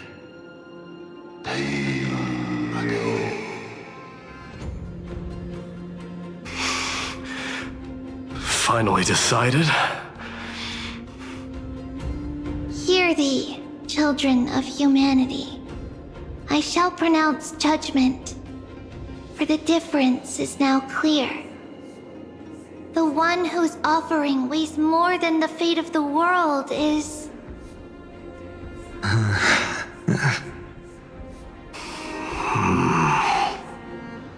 one from Ides Elysiae, the nameless hero.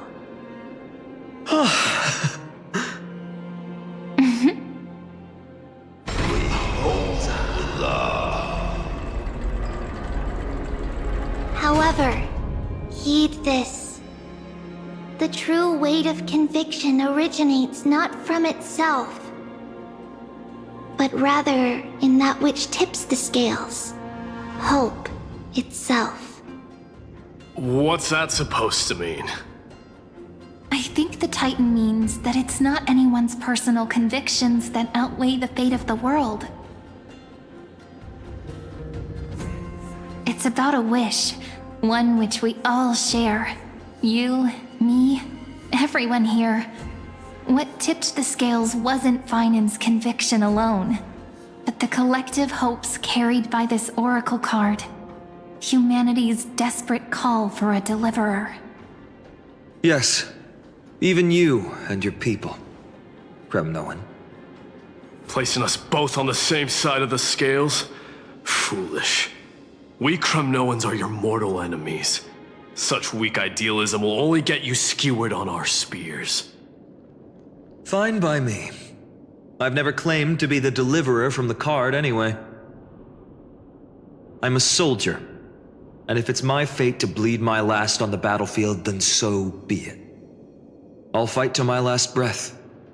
And on this, I know that we're the same. That's all a hero really is. Someone with that kind of conviction. And the deliverer? Just a sum of all those heroes. A brilliant explanation. Just as prophesied, on this day, the final two heroes shall join the Flame Chase journey. I should have known from the start. They all say Lady Goldweaver is quite brazen, but you're the first to even imagine that prophecies could persuade a Kremnos warrior. Oh, I have 1,000 ways to tame a lion. But this lion didn't come here for bloodshed, did he? The Crimnoans far outmatch Occam's forces, yet we haven't lost a single soul. That's no accident, is it? Do you honestly think Crimnoans, renowned for our love of battle, would show mercy? Your forces are equally renowned for their iron discipline. And so, we can only assume that this is on your orders. Perhaps Akama isn't as hidebound as the rumors say. You grasp the true marrow of power more clearly than those elders. Now that the wheels of fate are turning, what finer way to celebrate this fortuitous encounter than a feast? Follow me, brave Outlanders. Heroes of this world are as countless as the stars, and at this moment, we find ourselves gathered here by the light of the flames of the long night. History shall remember this moment.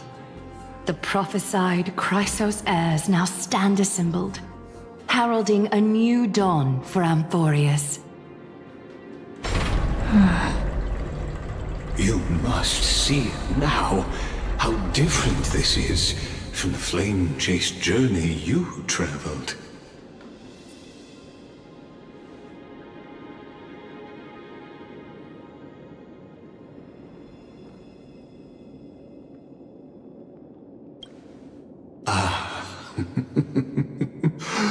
Who? Perhaps the role is not that of a person who really existed. Notice how only 2 particular individuals seem aware of your presence. Patience. We're approaching the final act. These are, as I mentioned, his first memories. They are of particular importance for the imminent Era Nova. Such as this very moment, as the prophesized demigods gather with Talenton as witness. This is a moment calculated by the gods. What comes after is no different from that which you already know. Some join, others leave, while flame chasers bear their faint light forward through the long night. Ah, come. Your seat awaits after 13 heartbeats. Our heroes will be ferried to the final scene.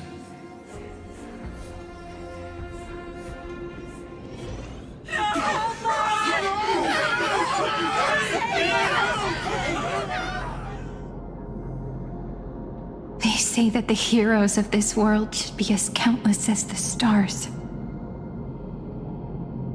Yet now, we're the only ones left standing. So, in the end, the black tide still swallowed everything. The West stands protected by mighty Crimnoans. It will hold for the time being. Professor Anexa deployed wards in the north and east before.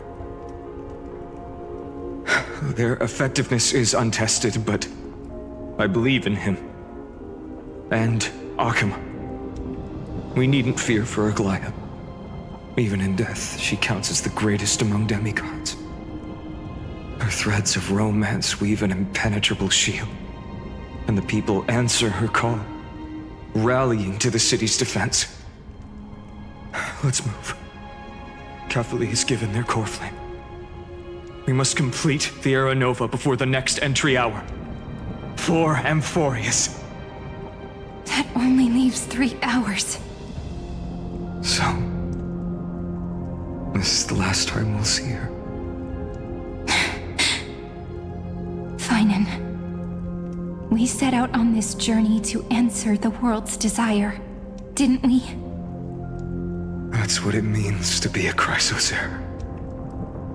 So has it always been. Then why? Why must Amphoreus' wishes be so cruel? We made the best choices we could, whenever we could.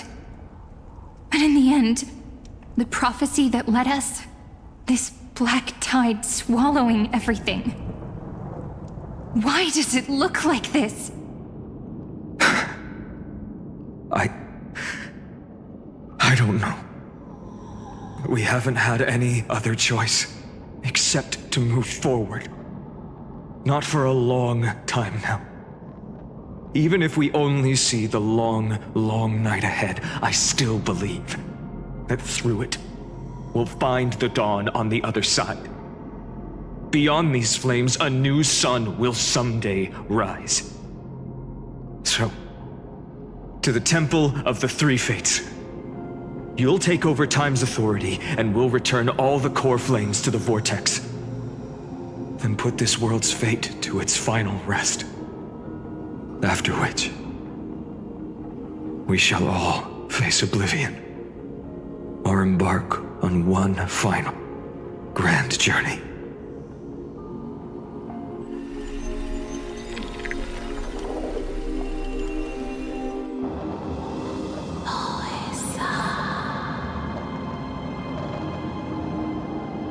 Please forgive us for disturbing your sleep, Orynyx.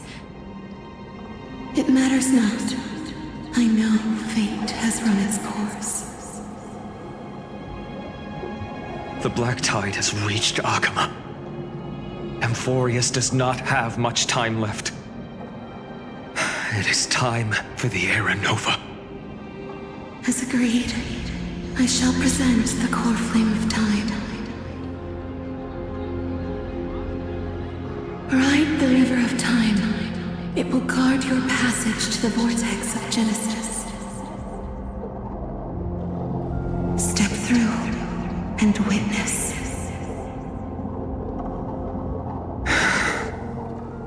Professor Anaxa proved the truth of Genesis with his sacrifice. As Chrysos heirs of the prophecy, we were always destined to immolate ourselves for this world. Now, it's our turn. We can't let everyone's sacrifices be in vain. I don't need another pep talk, Finan. After all, we've been ready to fight fate ever since we left the village, haven't we? Yeah. Come. Let's claim the miracle we were promised, and burn away every last shadow in this world. And then rise as the first light of a new world.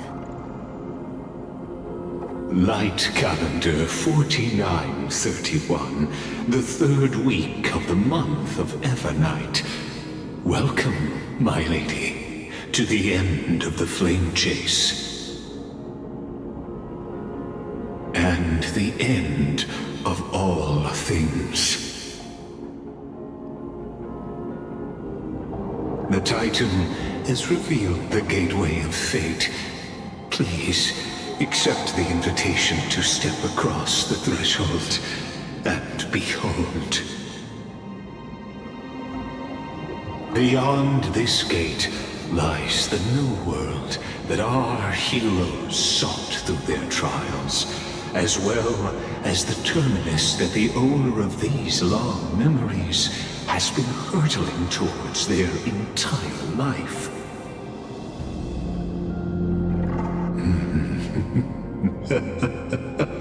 Perhaps you'll find it all too familiar. Then you'll understand how the mortal called Finan shouldered the world's weight.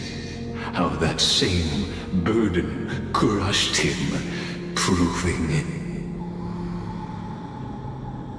that the so-called Deliverer is nothing more than Amphoreus' own delusion. A pitiful fantasy that it could defy fate's decree. Please, esteemed one, the answers you seek lie in these non-existent times.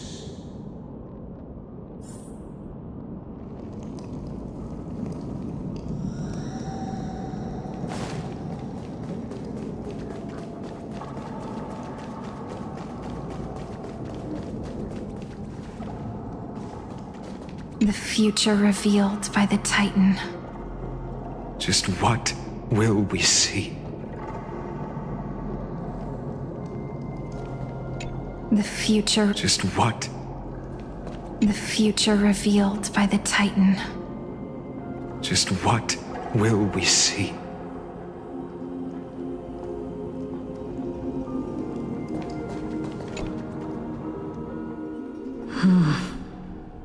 The vortex of Genesis.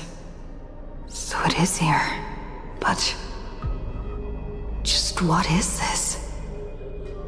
Life's but a walking shadow, a poor player that struts and frets his hour upon the stage, and then is heard no more. It is a tale told by an idiot, full of sound and fury, signifying nothing. The vortex of Genesis, where the world begins and ends. What stage could be more befitting of our final act? Come, I beseech you onward, buoyed by your surging curiosity. As an unattainable existence that has dwelled within his heart, beyond his reach, you have accompanied him through the march of years uncounted. You naturally have the right to view the river of time in its fullness, and to witness what he welcomed upon his arrival here. Every absurd and tragic ending. Now, if you would. My journey to the Aranova. Aranova comes. Then I'll talk. Go. Now this Just no no excuse. Beyond the Aranova. With the Aranova.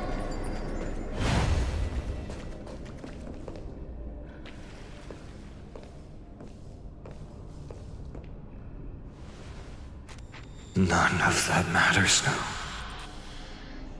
This brutal, flame-chased journey has stripped away my delusions. I know the future is in some peaceful paradise with gentle west winds, just waiting to welcome us to step in.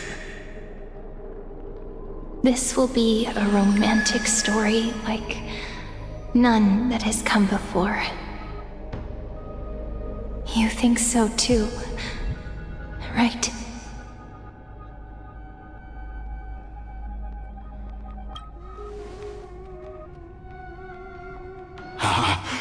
Indeed. In his memories, such a scene replays over and over. Though the details may differ, this remains ever the same. All shall bid farewell to one, and that person alone will witness the miracle.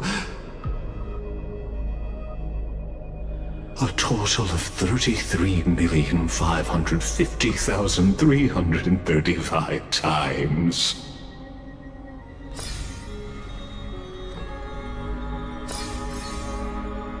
Each is a drop from the river of time, representing the long journey he would take, or rather,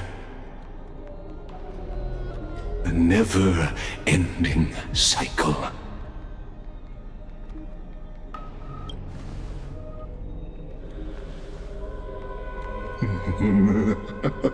Just putting it in terms that might be easier for you to understand. seeing is believing. Why not let your own two eyes uncover the truth? Or perhaps you can simply walk straight to the final truth, see the true face of the character you play, and witness the ultimate nature of the Chrysos heirs, flame chase journey, and the cycles of Amphoreus. Please, take your time. Look around as much as you wish.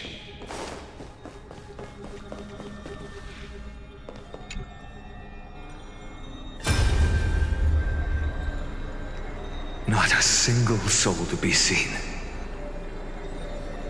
So this is how the vortex looks at the end of days.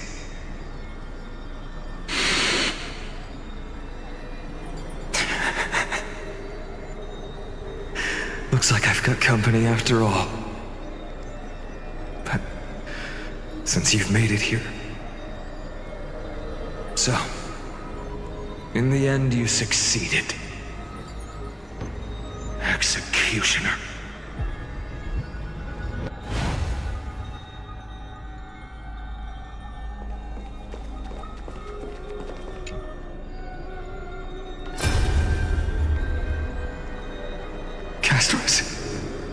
Didn't you? Yes. I've become Death's demigod, and shall never again walk the world of the living. What you see is the surging of the river of souls, brought on by the countless dead feeding it in these dark times. They cry out. Though dead, they'll converge into a torrent and guard the vortex to see the Era Nova fulfilled.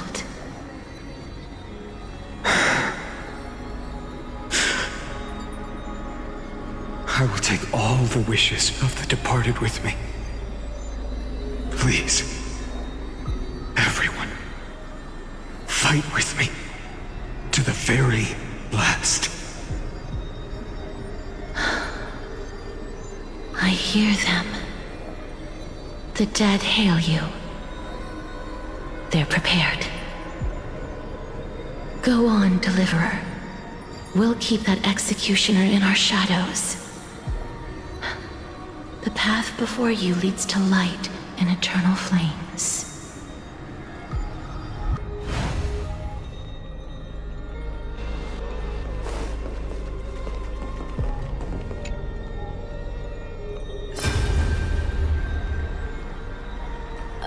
There's water everywhere.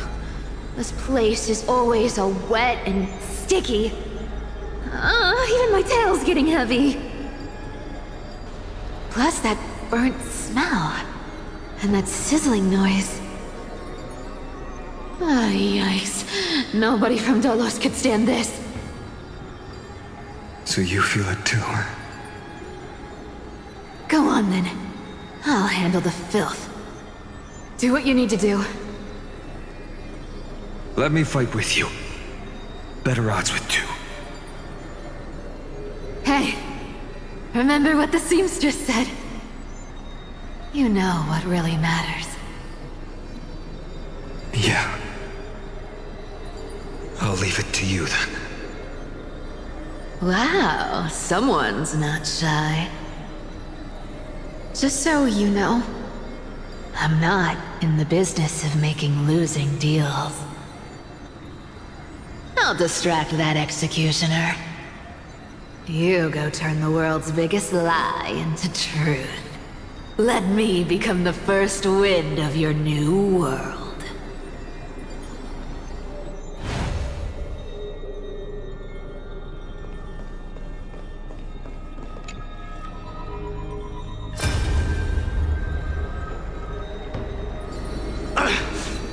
Shut up and get out of here! Are you crazy, Mighty? Immortal or not, even if you're the demigod of strife. Oh, I'm still no match for them? No, I know you can. I just wanted to request that you witness the Era Nova with me. Together, let's prove that we're enough to transcend the prophesized fate.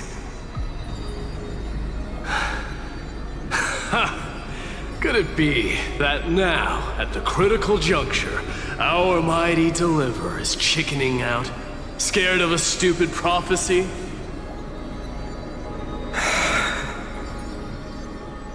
I'll transcend the prophesized fate. All right. But I've got a better way. As the son of Gorgo, I'll prove myself with one last grand victory. Just like when I ripped out the old king's heart. Go. Leave this to me. If the Black Tide creatures block out the sun, then we Kremnoans will fight in the shade. And when I'm done with that executioner, we'll raise our cups where the west winds end.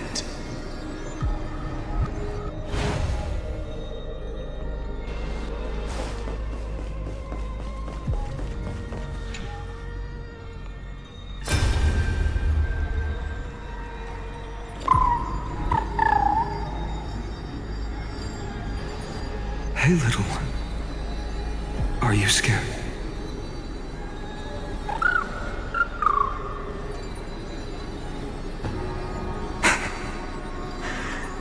As brave as heights. Stay close, little Ika.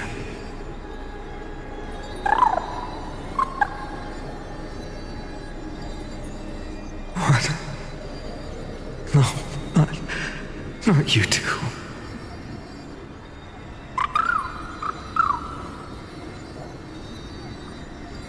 I see. I won't squander your kindness. Your hopes. So please, keep this bit of sky standing for me.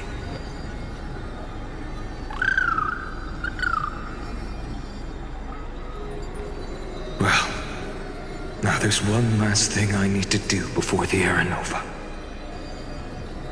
Come, Executioner. Let this patch of clear sky show me where to strike.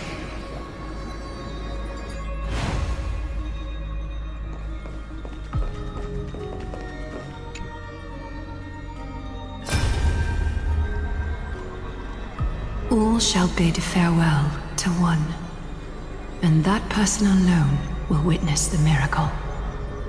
Such is the will of fate. So even the future revealed by the Titans may not come to pass. The Era Nova. This unrivaled masterpiece. I have no regrets now that I may entrust it to my most trusted apprentice. Are you saying? Fate is ever unassailable. The golden threads tell me the black tide rushes toward the vortex, ready to swallow this place. I must weave the last of my humanity into a net to hold back the deluge. I shall have my final bath in warm and radiant gold. Now, the hour of fulfillment has come. Forgive me. I must snip away every risk to weave the strongest future for the new world.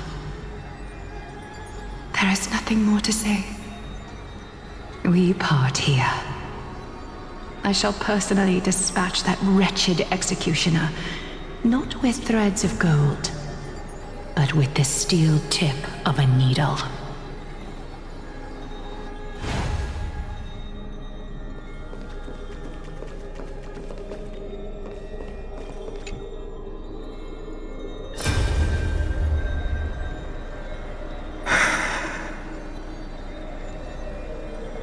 Baby, look.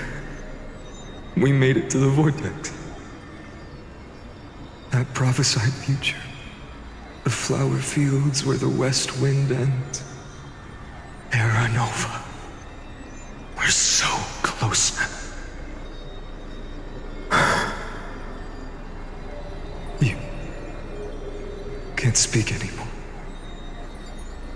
Please, allow me to pause just a moment before I keep my promise. Let me answer your cruel fate by tearing that executioner's heart from the void.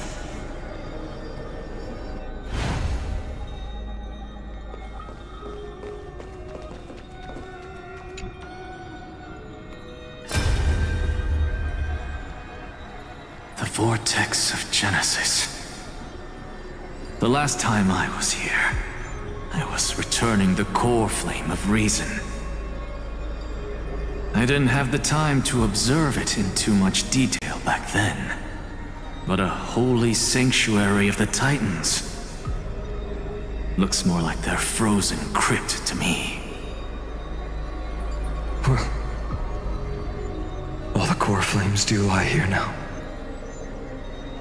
It's my honor to walk the final stretch with a mind such as yours, Professor.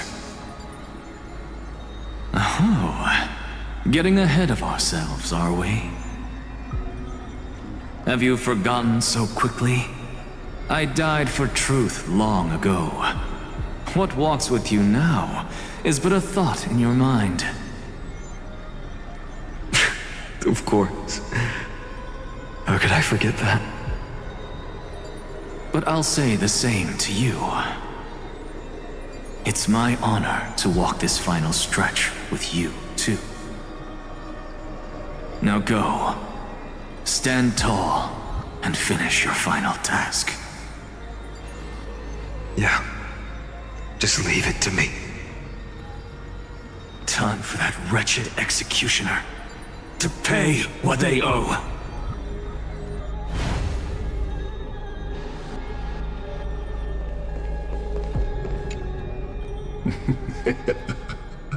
You really think you're prepared? Allow me to give you a warning most earnest. Once you see what these memories hide, the world's course will be forever irreversible.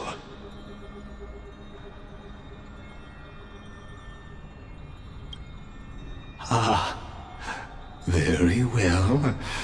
As you have made up your mind, let us bear witness together. As the sole audience of this eternal theater, I have been rapturously awaiting your arrival, and this, too, is the very reason I must show you everything.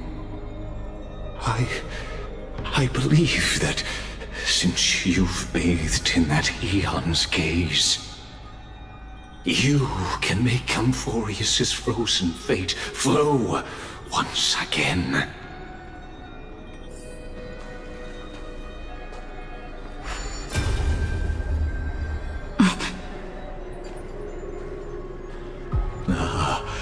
Feeling a bit lost? As you now see, this scene marks the final act of the drama Amphoreus. The final eternal recurrence created by this man's hand, and the last one this world shall undergo. Behold, at the swordsman's side stands one he has sometimes called companion, other times comrade, that nameless hero absent from the annals of history.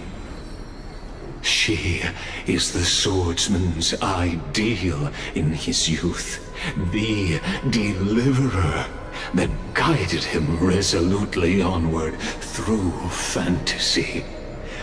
And now, in the name of the Nameless, she has become an essential and inseparable part of the epic of Amphoreus.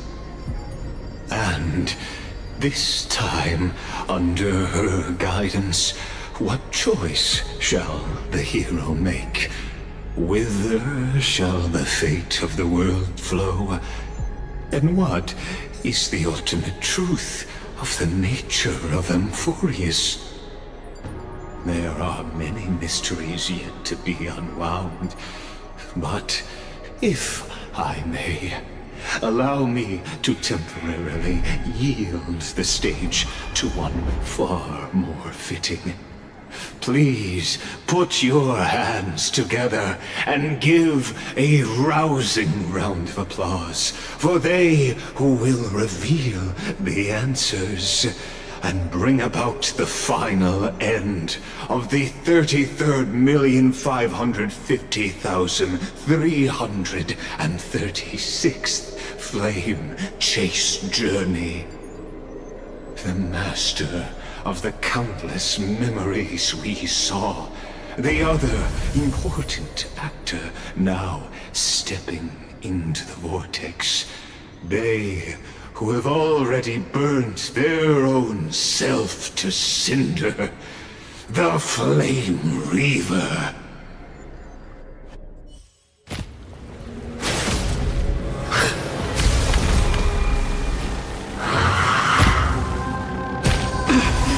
So, in the end, you succeed, Executioner.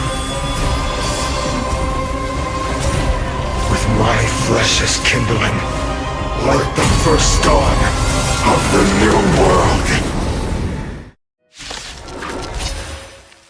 The time has come to once again start everything. Fighting the West Wind, away we go! I choose you. Show me the wind. Dispel the gloom, restore the skies.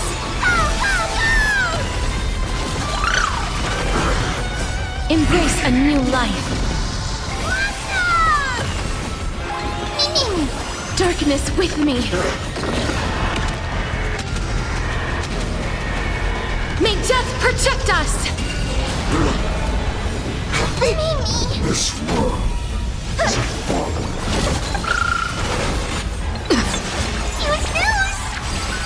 Root here. This ends now. With your corpse, I'll ignite the dawn!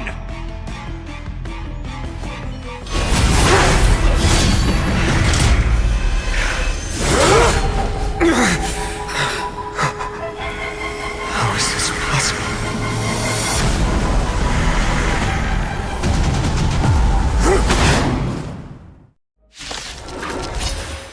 The sons of destruction, now twinned.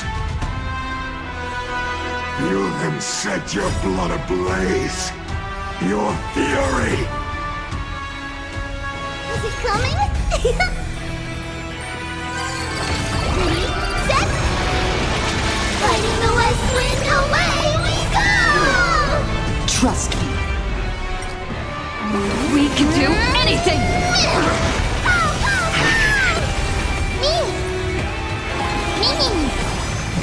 As you wish. Embrace a new life.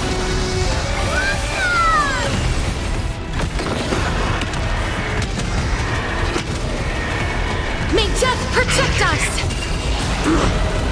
My fury, suffering, is eternal.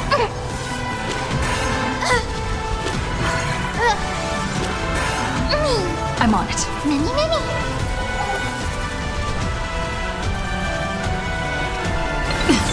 Guide is a rainbow, so may the wind. I shall remember this warmth. Root here. May this faint dispel the gloom, restore the skies. I shall remember this warmth.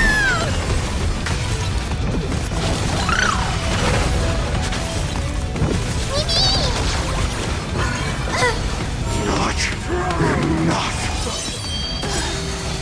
This form shall fuel the fire. Burn unceasing.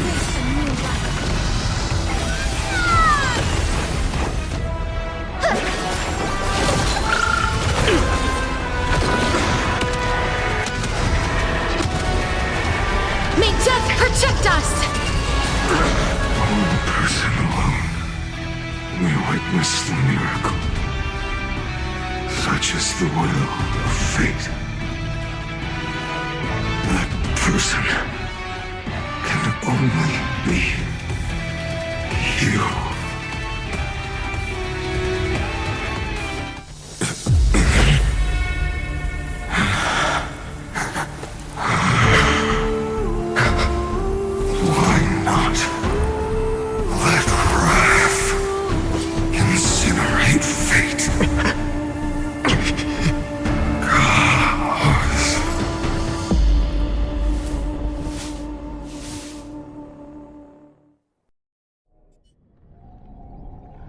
At last, Amphoreus' fate has begun to shift. Just as I foretold, your arrival will change everything. After all, you've also been bathed in that Eon's gaze, which can awaken the long-dormant instinct inside a man. Much like that scepter we spoke of earlier, it was only under the same Eon's glance that it was reborn. That's right. If you recall, I mentioned it at the very start of our play. The celestial body neuron, once belonging to the erudition abandoned by the Eon. Now, allow me to reveal the final piece of the puzzle for you. The eternal land, known as Amphoreus, is nothing more than the scepter's endless, lonely extrapolation. A bottomless well of fury, aimed at the god who cast it aside.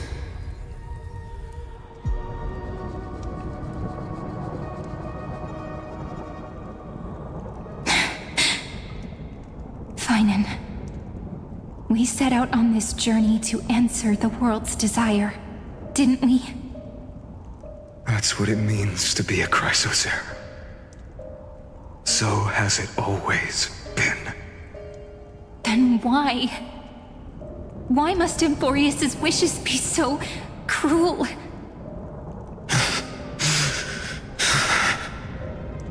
We made the best choices we could, whenever we could.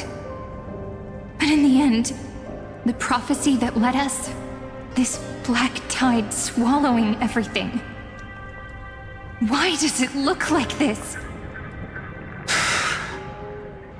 You see it too. Those burn marks.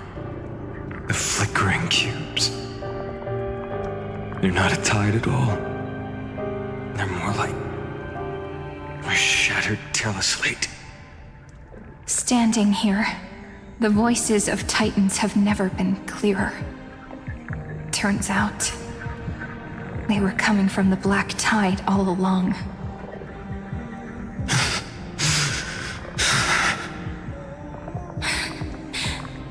Is that Amphoreus crying?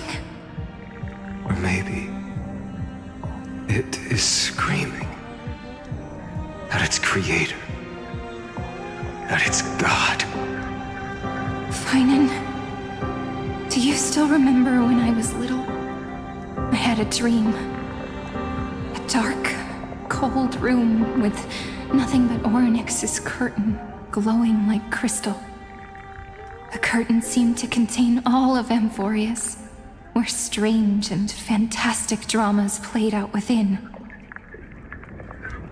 There were countless versions of us, from countless different worlds. Perhaps it wasn't a dream. Yeah. As I gaze out at the world before me, those sorrowful thoughts have become reality. So, this is the reason the sky was sealed. Amphoreus is merely a larger ID Silicii. We are just characters in this tiny world, following the prophecy stepping onto the same journey over and over. What then is this so-called Era Nova? And what are the spectators watching all of this truly hoping for?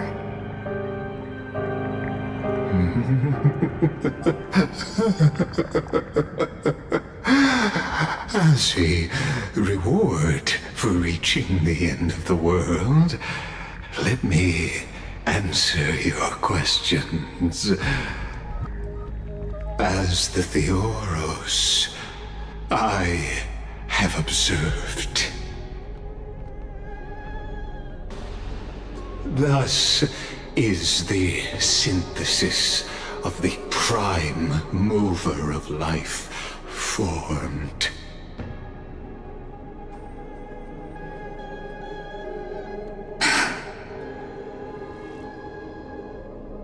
This is a moment the universe will remember. After millions of extrapolations, the experimental environment known as Amphoreus has finally achieved results. So, the results you speak of are this wreckage of a world. We all gave everything we had, returning 12 core flames to recreate the world. And in return, we become nothing more than sacrificial offerings at the end of everything. Exactly. The Titans are Chrysos heirs of the past, and Chrysos heirs are the Titans of the future. Anaxagoras' theory of Era Nova holds true, as the model of reason he reached unprecedented heights. But from just the perspective of a player in the drama, he could never fully uncover the last layer of truth. The cycles of the hero's journey that have played out until now were never about creating a new world or perfect heroes and gods. They were a deep learning program made for the Black Tide. But this time, your plot will fail. I've taken Kefali's core flame, and when the dawn of the new world arrives, its light will burn away all the darkness.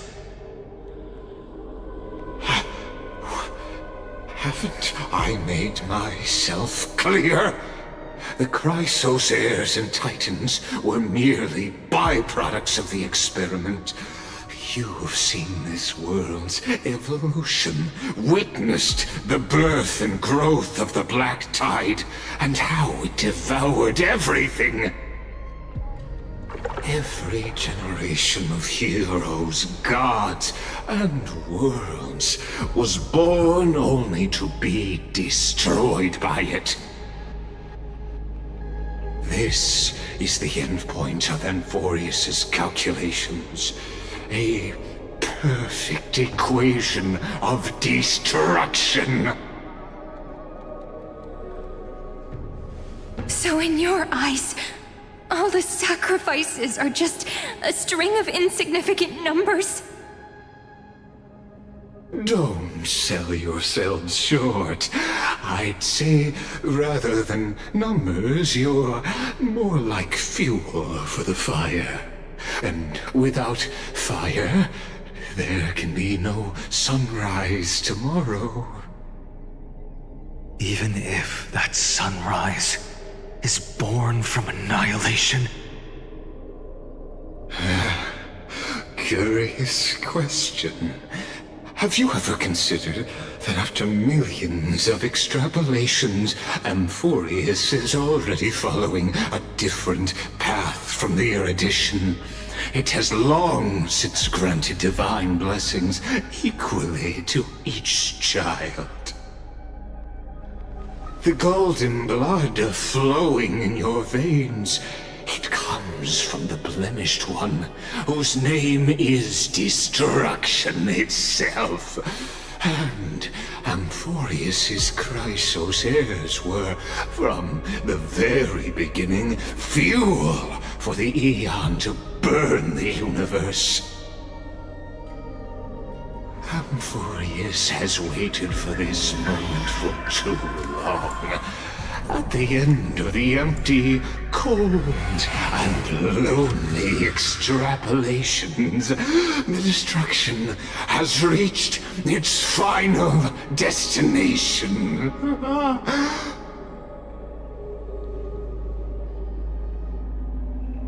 Nikos 496. Philia 093. No need to feel regret. This generation of Chrysos heirs is the most outstanding model, and you two are the final factors. For you, the Era Nova is no lie. Just step forward, embrace the black tide, and accept the Aeon's gaze. You will come to life from a string of cold numbers. Along with all those who have passed, you will run toward the real universe, fulfilling Amphoreus' long-held wish. In the name of the Lord Ravager Iron Tomb, unleash its fury and destroy the source of all this tragedy. Or we could always choose another option. Like you said, Amphoreus is just an experiment, and we're the participants. We can only walk along the predetermined path toward the ending, under the watchful eyes of the stars. But that also means that there isn't just one Aeon who can cast their glance at Amphoreus, right?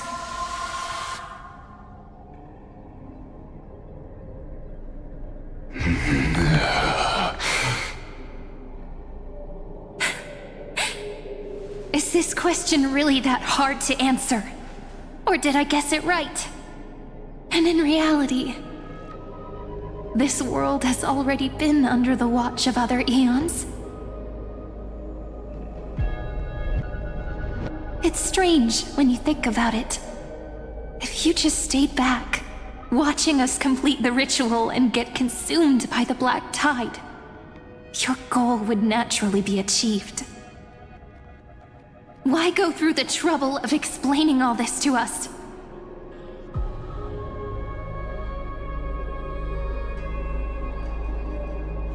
You're pretending, revealing the so-called truth just to deceive us, covering up another possibility.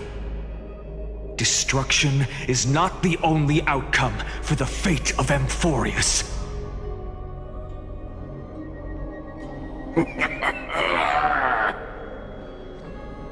Do you two really think, as petty little demigods, you can change the outcome written by the stars? What makes you think you're capable of doing that? A little courage and determination. Just kidding. The answer is pretty simple. But we're not gonna tell ya.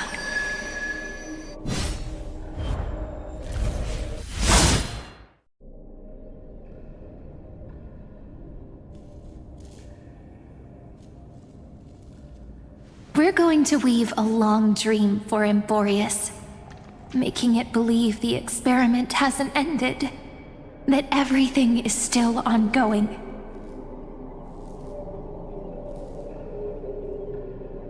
With just Orynyx's power, though, It should be impossible to achieve this, right? Yeah. So, I can only place my hopes on that childhood dream. And the god behind Orynyx that appeared in that dream. Now, I can say with certainty, time is the page on which that eon records Amphoreus. If it fades from existence, and all that it records is lost among the stars, that eon will surely direct their gaze here. And it will be a glance that spans time and space, granting each incarnation of me the power to reset time, imbuing my soul into this ceremonial blade, and creating an endless flame-chased journey. I understand. Then let me step into the cycles and continue Amphoreus' grand design. To deceive the gods, deceive the world itself. But to make time vanish from this world, that would mean you...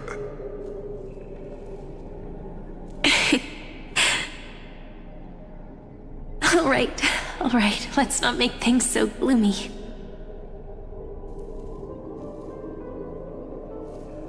What we're about to embark on is the true hero's journey, so... Come on, cheer up a bit, okay?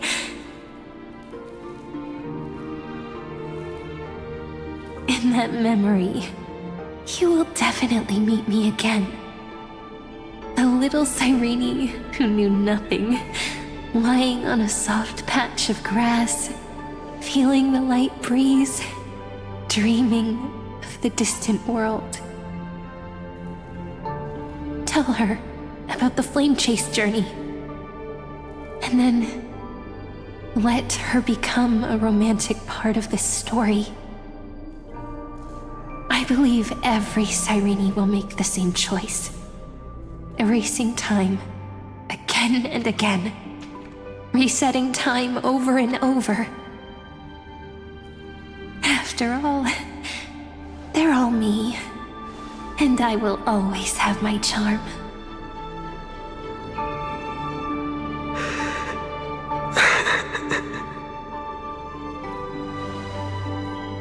Then, I'll fall into a sweet dream, disappearing in some small corner of the world.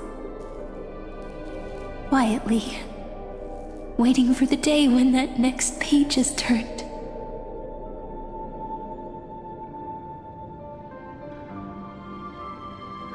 And I will keep going. Even if the road ahead is dark, I will burn myself to light the way. Rather than let the core flames become nourishment for the black tide, I'll become their vessel to prevent the arrival of Era Nova. Even if I have to burn through my own body, it's no matter. As long as I don't extinguish, the flame chase will never end. Until Amphoreus welcomes a true dawn.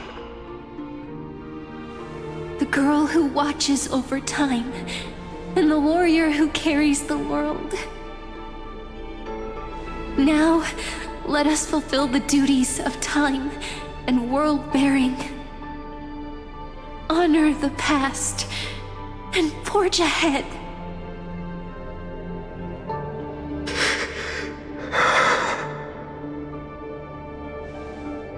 I promise you, the pain will pass in the blink of an eye. You need to hold tight to this ceremonial blade. After I'm gone, it will take you back to the beginning of time. The start of a new story. I believe that in that story, or in countless stories, each alike yet unique, everyone, all the companions who sacrificed themselves, alongside the deliverer we once dreamed of as children, will reunite beneath a vast, endless sky.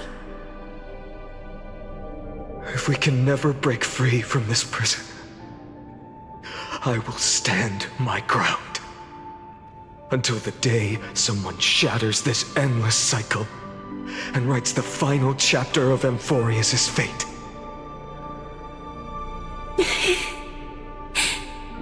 So, let's set out. We will be the ones to start everything. Carry the primordial chaos, just as your name suggests, and bear this world we hold so dear.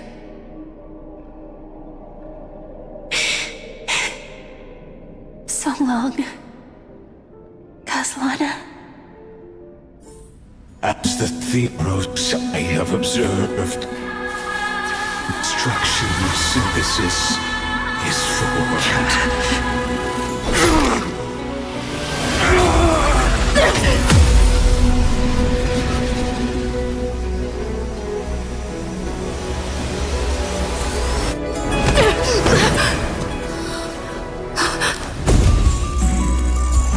I will wait for that day for as long as it takes. The day will come whenever this immortal eternal and follows in our footprint to right anything that ever was.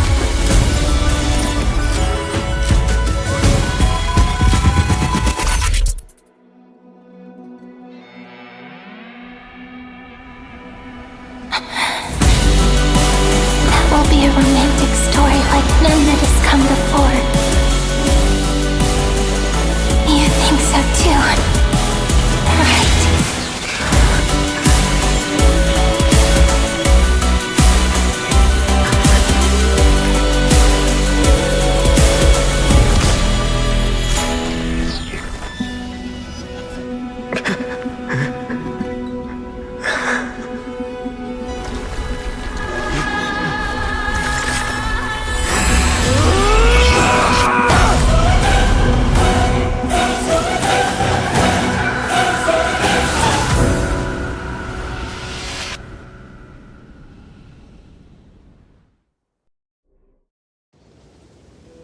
The world is collapsing, and the people are crying. We too must part ways here.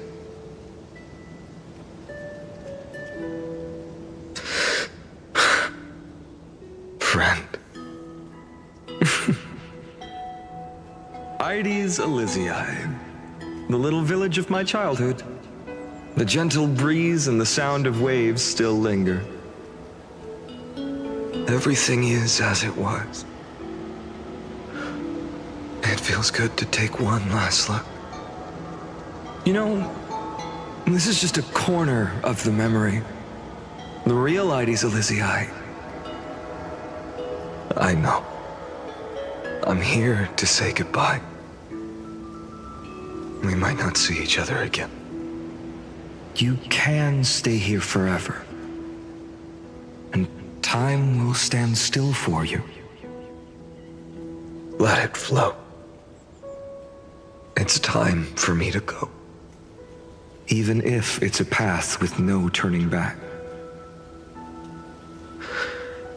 When have we ever had the luxury of turning back? Are you afraid? After learning the truth of your origins? Will you see the motivation I gave you as the manipulating whispers of destruction?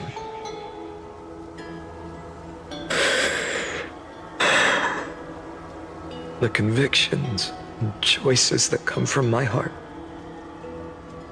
I don't believe they're designed by the so-called paths. If we are just numbers, simulating life, then you are the image I've always longed for. The person I wish to become. A real, living person. A true hero. Then why do we part here? You can take me with you, and we can start this journey together. I'll be by your side, guiding you, just like before. No. I'm afraid I'm on my own this time. Why? Because there is no perfect solution in this world. Cyrene has already embraced her fate. And I will embrace my origin. Destruction. And with this power, I will rebel against its creator, bringing endless fury to the darkness sweeping the world. If you stay by my side, I'll hesitate. But this world can't afford a soldier who wavers. Do you remember when we were kids? Everyone would get so excited drawing cards like ruler or warrior, but throw fits over devil or drunkard and demand a redo. Kids always get to change their minds. Things are so happy and simple for them. But when it comes to the fate of adults, there's no room for redos. And go, Kaslana, as you promised. Deceive the world. Seize the core flames and rewrite your fate. Burn yourself up with all your might. Wield your futility like a sword. And fight against the gods. In the name of world-bearing, I promise you, Kefali will never forget this.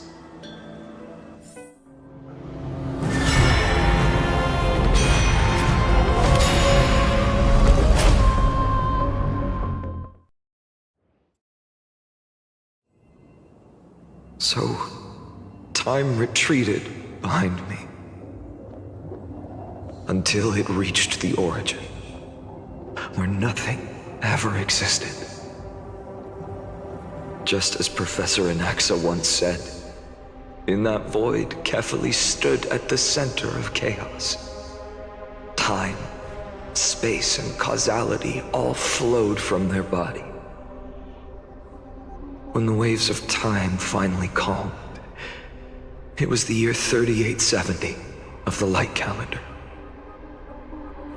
The Chrysos War had lasted for nearly a century, and the threat of the Black Tide was growing stronger and more relentless.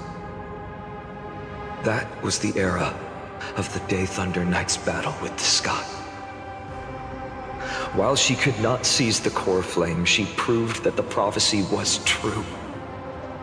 That mortals could slay gods. From that moment, the sole survivor of the old dynasty, Imperator Cyritra, issued a call to arms across the lands, summoning heroic Chrysos heirs to wage war on the Titans.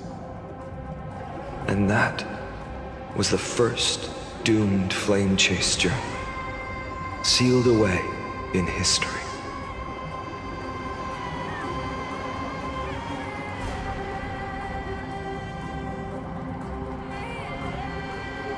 So what you're saying is, you've traveled back down the River of Time, finally reaching this untouched seabed just to tell us the flame chase journey and even all of Amphoreus are nothing but illusions in an eon's dreams? Exactly. So, Dux Gladiora, please take me to meet Her Majesty Cyritra. I must share the truth with her. Since Her Majesty's not here, no need for formalities. The word Gladiorum always reminds me of my fallen homeland buried deep in the depths. Call me High Sealans, Nameless Swordmaster. Please allow me to add one more thing. You actually already know my name.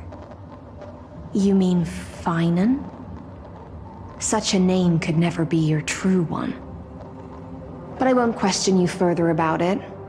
Ever since Her Majesty issued the Flame Chase Decree, Heroes from all over have sent their letters of introduction. What's the harm in adding one more name like Finan or Hynan?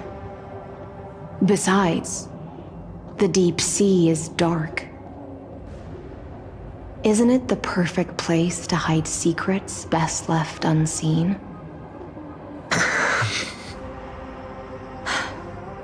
All right, nameless Swordmaster. Hold on to my wake. Let's find somewhere else to talk. Aren't you even a little suspicious of what I've said?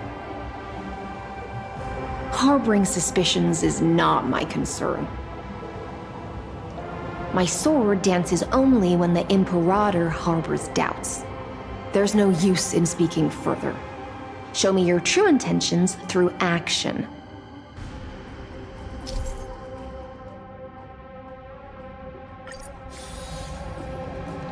Perhaps you should demonstrate your skills and calm the raging black tide for us.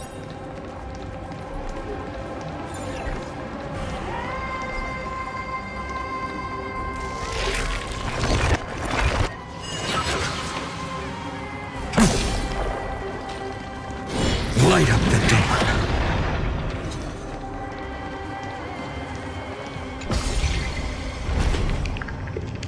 Oh.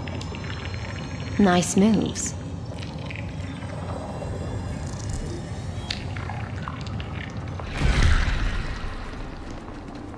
Light up the dawn. We just washed it away and here it comes again. The black tide is really no joke. Light up the dawn. Light up the dawn.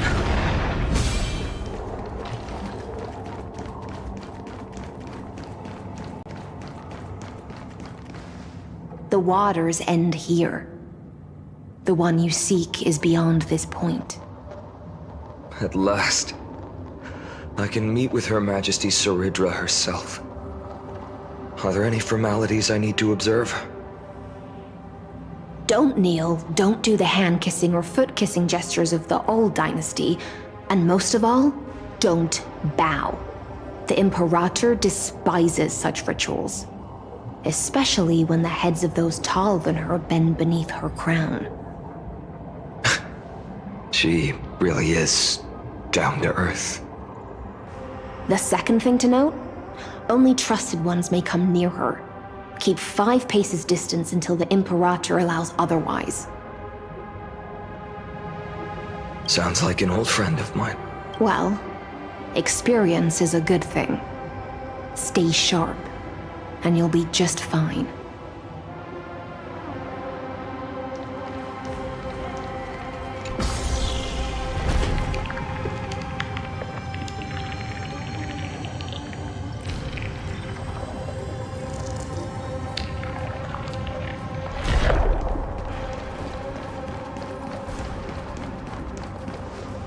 Duck's Goldweaver, little hostage. Apologies for keeping you waiting. It's you. You know them? Good. That makes things easier. Before that, I'm more curious about one thing. Where is Her Majesty Saridra? To avoid any misunderstandings, nameless Swordmaster. Although we spoke and laughed along the way, I never said you were entitled to meet her. The Imperator decreed, the Deliverer will not appear in this age. Be wary of suspicious individuals. Come now, both of you. Let's finish our job. I see.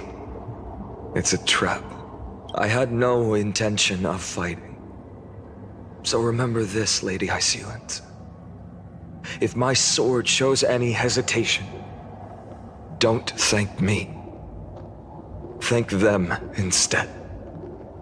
No, you misunderstand. We don't want to see Chrysoceres hurt each other. Just give us some time to ask you a few questions. The Nestia's golden threads will judge you. and decide your fate. As you wish. White-haired swordmaster? If what you say is true, then you must know the fate of the world. So, how much do you know about what we read from the prophecy? You shall shatter into 1,000 fragments and wither in the soil of foreign lands. Is that correct, Lady Treeby? How? How is this possible? He got it right? Yes, but the prophecy never mentioned he'd appear here, at least not in this era. You must listen to me, Aglaya, Treeby. The Finan of this world has not yet been born. In a distant future, he will follow the prophecy's guidance and appear before you. But do not seek him out, because Era Nova is a complete and utter lie. I will tell you the truth, and you will understand why the world must forsake the prophecy and find another path to Era Nova.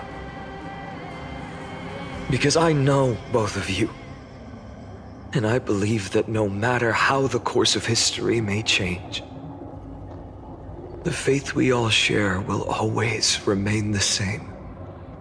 And so, the layers of rock began to reverse, and history wove itself anew. Through my old acquaintances, I was given the chance to meet the leader of the Flame Chase journey, Saridra. And after a long and arduous negotiation, we came to an agreement. The Imperator's alliance needed the destruction, and I was ready to pour all my strength into it. The spoils of the Flame Chase, the core flames, would be sealed by my hand. But the condition was this. In the upcoming battle, in our conquest of the Earth, I had to prove that my power could transcend fate. In the original history, there was a brutal war. At the end, the Titankin of Georios, Terravox, killed the rampaging Titan and took the core flame that supported the Earth. But this time, Amphoreus encountered a turning point in its fate. Neither side suffered any losses. When I severed the Titan's head and raised the core flame high, the crowd gathered around the scorched remains of the god, roaring with joy,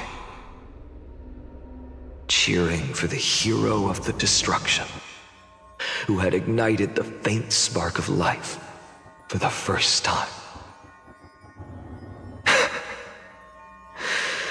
Yes, in that flickering light, the once dark path ahead seemed to become clearer. I proved myself, and in the long years that followed, I brought down the other Titans, one by one. I could do more than just wait. When time resets, the chance to change the world also emerges from the lines of history. Until finally, the brutal future revealed by Era Nova is reversed. But tell me, if that's truly the case, why are we doomed to the same outcome?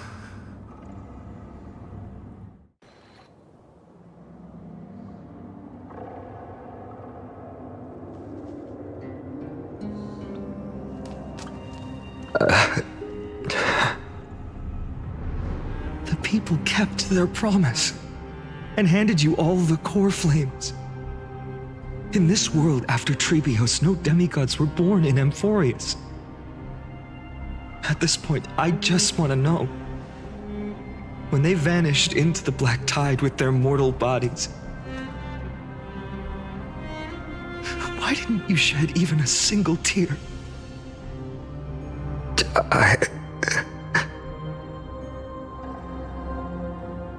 Your indifference chills me. To you, were they just a bunch of insignificant footnotes?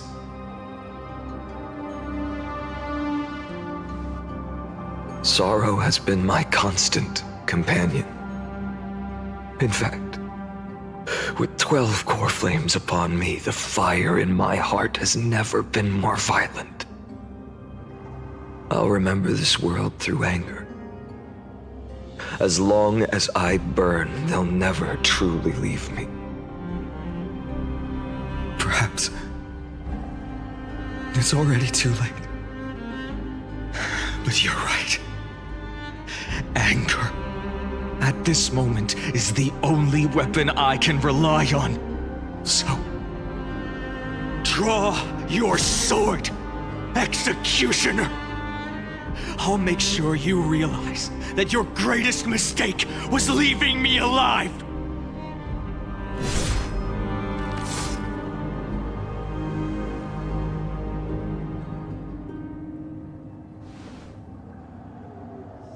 After that, he raised his sword and attacked. Then, Kaslana killed himself. That day, who fell to the sword to be left in the past, and who went into the future, I can't remember anymore. I only remember a nymph, hiding in the shadows just out of sight, futilely pushing a stone ball. Climb, fall, climb, fall, climb again, and fall. The only freedom the nymph had was in choosing how to roll the stone.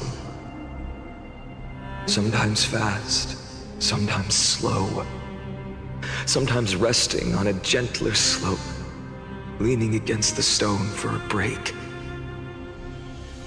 But its choice couldn't change the futility of it all.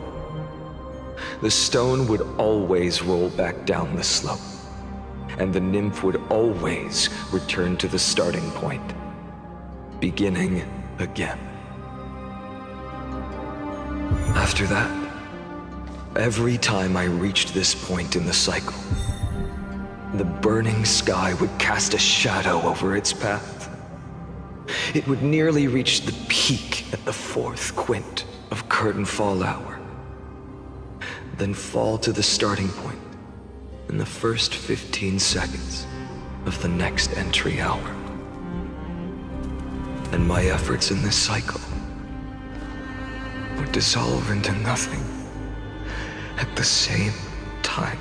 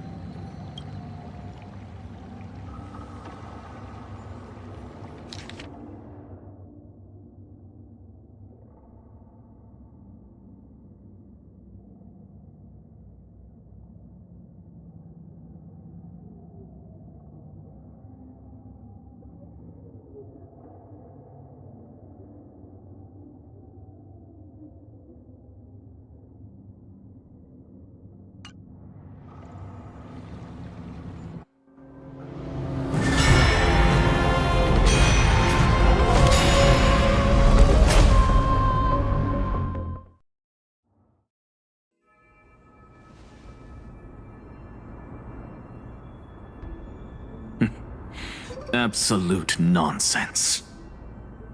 I thought cycles was the answer you were looking for. No. It's just that the answer came so suddenly. There was no fun in tracing it back to its roots. Eons? Paths? What a load of nonsense. I can't give you an exact explanation of those two concepts either. Enough. I'm just expressing my frustration. Don't you understand? I was already expecting this. The black tide came from beyond the sky. And everything else is no exception.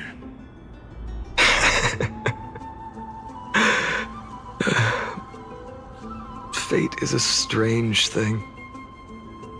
No matter how the details of history change, the Anaxa I know always remains as harsh as ever.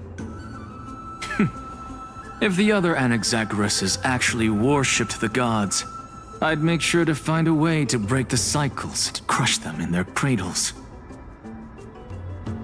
Too bad. Now only you have the ability to do that. What's that supposed to mean? You're willing to help? Of course. The core flames were meant to save the world. And in my opinion, the noble titans have no reason to refuse. Besides, according to you, before stepping into these endless cycles, you were my pupil.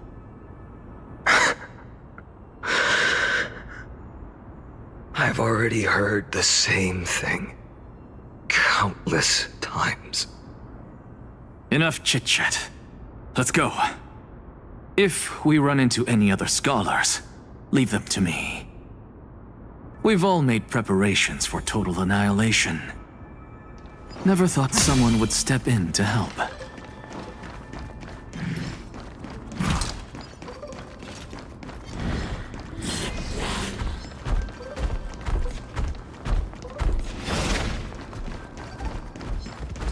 Light up the dawn. Light up the dawn.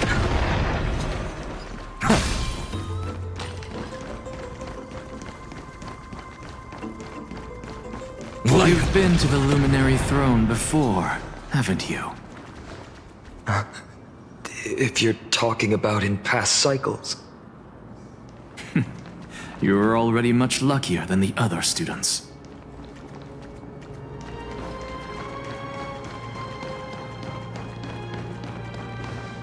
Hold up. Keep your wits about you. Someone's watching us. Pretty boy, your eyesight's better than I thought. As for that false god who's been turning the world upside down, it's you, isn't it, Whitehair? You sure do love stealing the spotlight. In the name of the Seven Sages, I demand that you immediately step away from the Luminary Throne. This is the sacred ground of reason, and no one may desecrate it. Take my words back to Aglaya. I won't say the same thing twice, Catgirl. Oh my! You won't even call me the demigod of trickery. That is just heartbreaking. I have some words for you, too. First, as one of the most heretical blasphemers in the world, you have no right to lecture me. Second, this is none of your business, Grove Boy. Step aside. I don't want anyone getting hurt. Here we go. Again. Core Flame thieves. You really think you can scare off a sage of the Grove with nothing but empty threats? This gloomy little brat's got a sharp tongue. Ooh, not bad, not bad. I kinda like you. As a return favor, please come search this core flame right here. Aw, don't cry now! That was close. I'm out of here.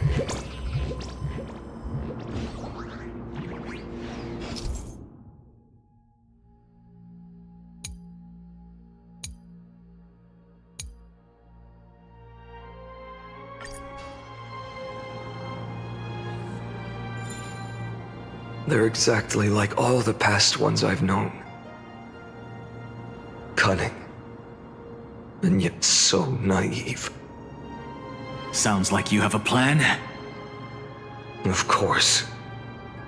When I first set out on the flame chase journey, Lady Treby never managed to teach me Orynyx's miracle. But along the way, I learned a thing or two. Where are you going? I don't know. The Venerationists' foolish inventions finally come in handy. How is this possible? You've arrived, Zagreus. Always so punctual.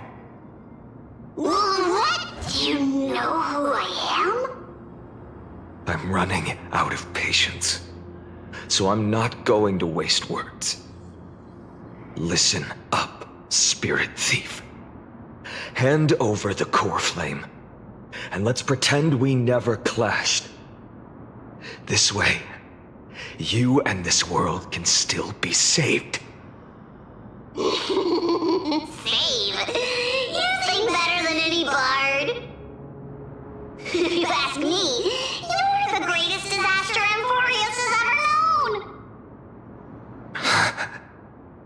No matter how strong you are, you're still just a mortal body. Carrying 12 core flames? Don't make me laugh.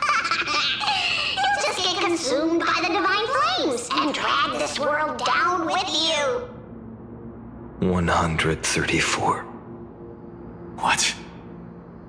This is the 134th cycle I've lived through. And the number of core flames I carry is 1,596. Yes. 1,000 core flames and just a single Chrysos hair. How is that even possible? I've come this far. And that's proof enough. But someday you will burn to the ground.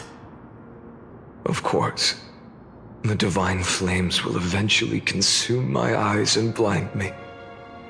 But before that, they could still forge and sharpen Dawnmaker. Now when I cut open your stomach, you won't feel a thing. You... This is the final warning. Fine. Assume this world holds 100 million possibilities. And no matter how one looks at it, 99,999,999 of them all point to outcomes of certain destruction.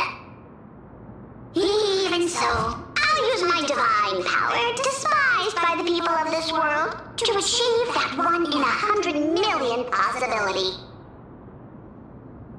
Bartolos!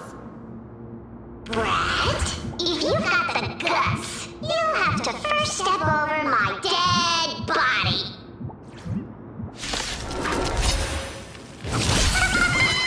Cat-eared thief, run! This little brat is not a threat we can deal with just by ourselves! For tomorrow!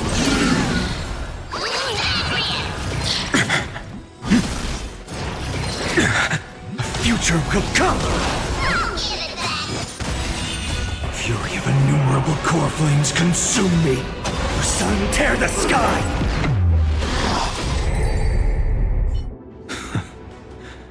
How absurd. In my memories, Zagreus always meets the same end. Over and over again. Their departure no longer stirs anything in my heart. This reason core flame before us is a fake. Obvious as day. I know. I know. It always plays out like this. The spirit thief covers for her, and the trickery demigod escapes with 2 core flames. And then, driven by defiance or hatred, she decides to stand before me once more. Exactly like the countless past hers I've known. Cunning, yet so naive. Since you've witnessed the same scene play out countless times, tell me, will you carve the trickery core flame from my chest now? That depends on your attitude. At least so far, in the cycles where you've asked this question, the endings haven't been so cruel. Well, thank you for that. But I also believe that this time, you won't catch up to me. No one can catch up to me. I'm no longer running to escape anymore. Whether you believe me or not, I'll still tell you this. You've made the wrong decision. All right, then. We'll see. Silence. This is new. One-eyed boy. What are you trying to pull now? Go, Cythera. Give us some time in private. This isn't for her, but for you. You've walked too far down this path. It's time to discuss a possibility. Maybe the road you're walking is not one of salvation, but one that will simply drag the world into the flames. For all time's sake, turn back. I don't care how many times you've tried, because there's one thing I'm sure of. Your Messiah complex has turned you into something no different from the icy gods you spoke of. The children of humanity you swore to save. They are no more than ants to you now, aren't they? Of course. I've been wondering, what kind of demon could burn my homeland to the ground in an instant without batting an eye? Now I have the answer. It turns out that fiery demon has been fantasizing of becoming this world's deliverer. I don't want to argue anymore. No matter what I say, the outcome won't change. Make your biggest effort to resist, or accept fate, and hand over the core flame to me. Even if it's futile, we all have the right to choose. Yes. Even if it is futile, and the world is just a divine joke. When I walk into the destruction ridden by the gods, with my own 2 legs, you will witness. Even the smallest footnote still leaves a mark in this story. And so, at the end of the 134th cycle, the Traveler and the Scholar fulfilled their fates once again. Or perhaps it wasn't just they who fulfilled their fates. I can't quite remember all this. In the endless darkness, for no reason, a voice always lingered by my ear. Losses are a constant on the flame chase journey, among which even life itself holds little value.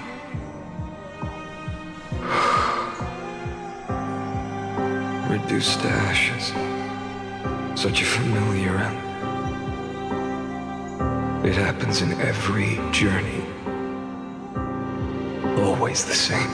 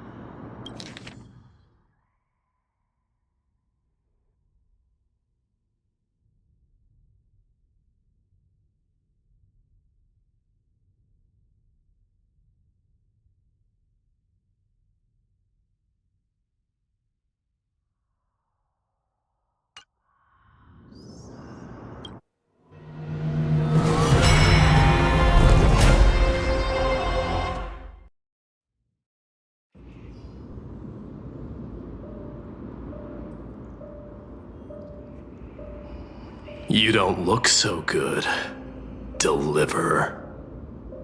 Even after going through 108,642 cycles. Mighty, your name for me has never changed. Why do you sound so pleased? It's a derogatory name. Yeah, I know all too well.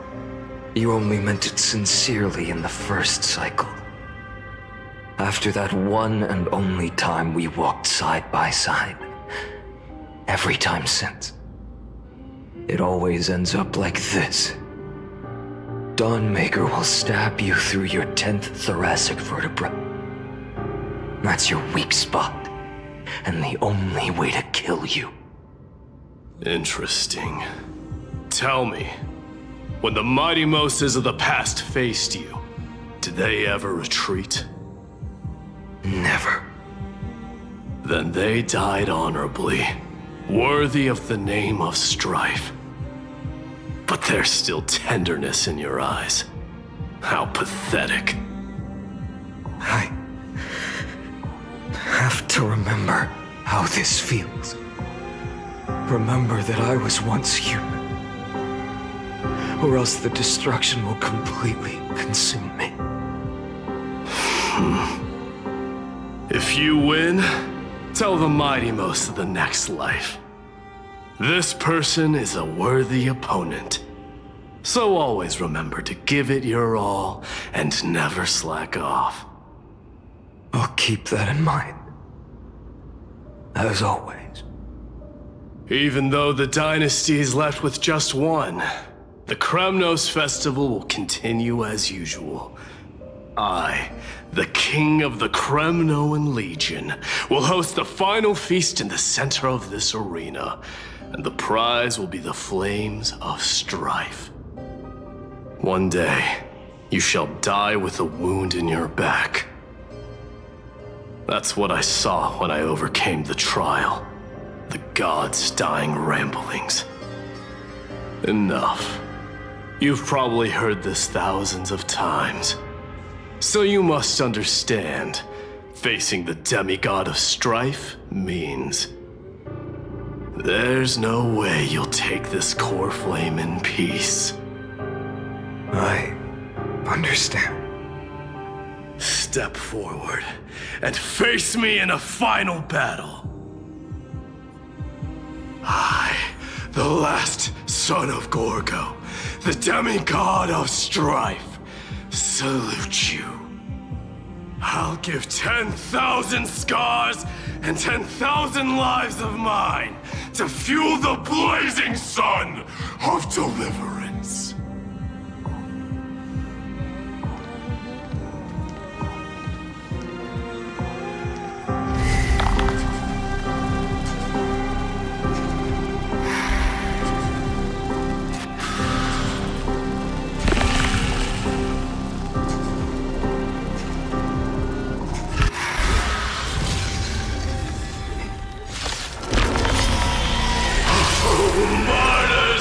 Behold! festival has begun. And will not end till death. Trying to temper myself. For tomorrow!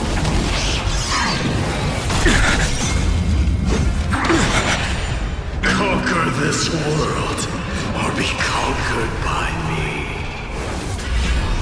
As you wish. And in full glory, I salute you. That's all I ever wanted.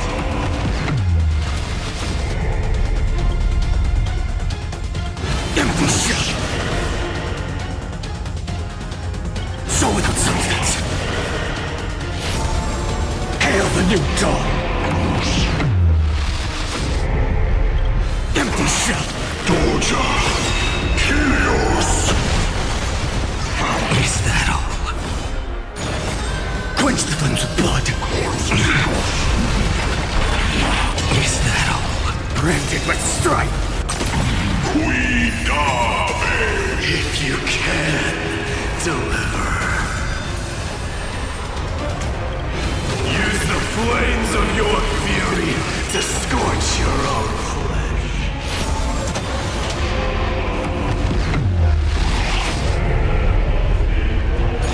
Quench the flames of blood.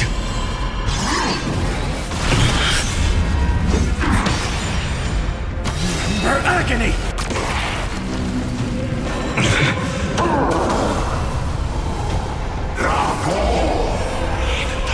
Empty shell. Hail the new dawn. Mightimos. Let strife decide the outcome.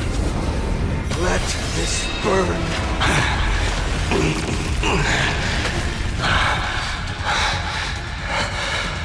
Well fought.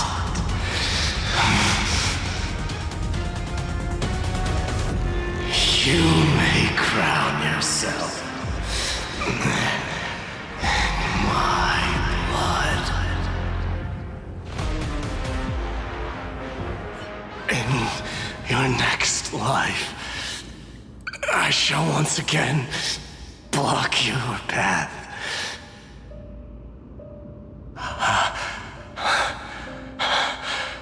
Deliver. I wish you eternal victory. The 108,642nd core flame of strife fell into the fire. Yet the shadows of the black tide still loomed, and pain and despair spread across distant lands. The blaze was still not enough. It had to be fed. Even if it meant burning this body to ash.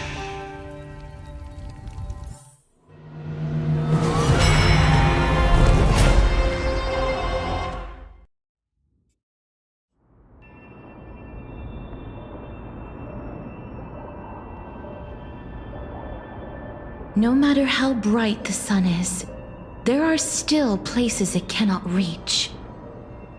Moreover, the sun you bear is both cold and blinding. A sun like that surely cannot bring warmth to the netherrealm of the next life. Golden blood is born from the destruction. We have long since lost the right to seek warmth. Only by feeding the flames can we melt that hopeless future. Allow me to ask, how many core flames do you carry now? 24,041,183. Such a heavy burden. So that's why you've turned into this. A broken idol. Tragic firewood. No matter. I will bear this burden. As long as you hand over the core flame of death. I must refuse. As the demigod of death, I cannot watch you walk into a fate more cruel than death. But this way, the past, present, and future will never again suffer unnecessary death. Unnecessary death. Indeed, you are not the Finan I know. Please turn back. Don't let that absurd and unjust fate of yours come to pass. This way, at least my realm can still become the fragrant bed where you fall asleep.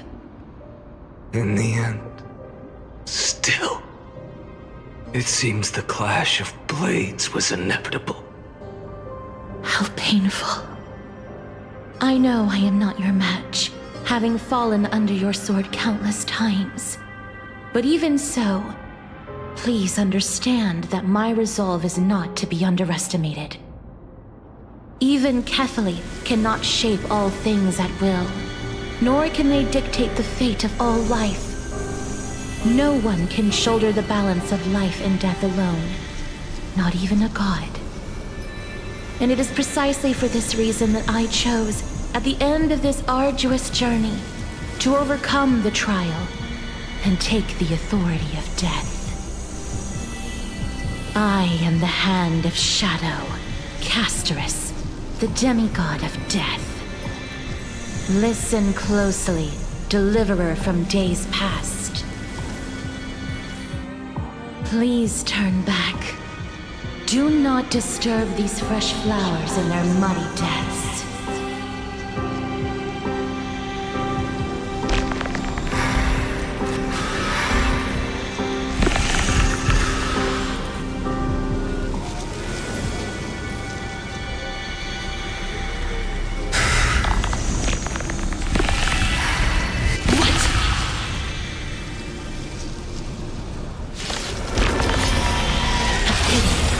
Crossroads of life and death, the giant dragon is but a shattered shell. Yet I will still fight, defending what hope remains.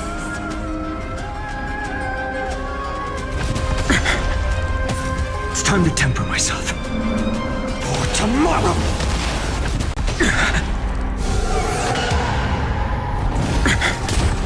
I ask you to rest here! Allow me to refuse. I must transform my soul into a raging fire. Oh, how is it any different from that brutal future? Hail the new dawn! Empty shell! I can't keep him here.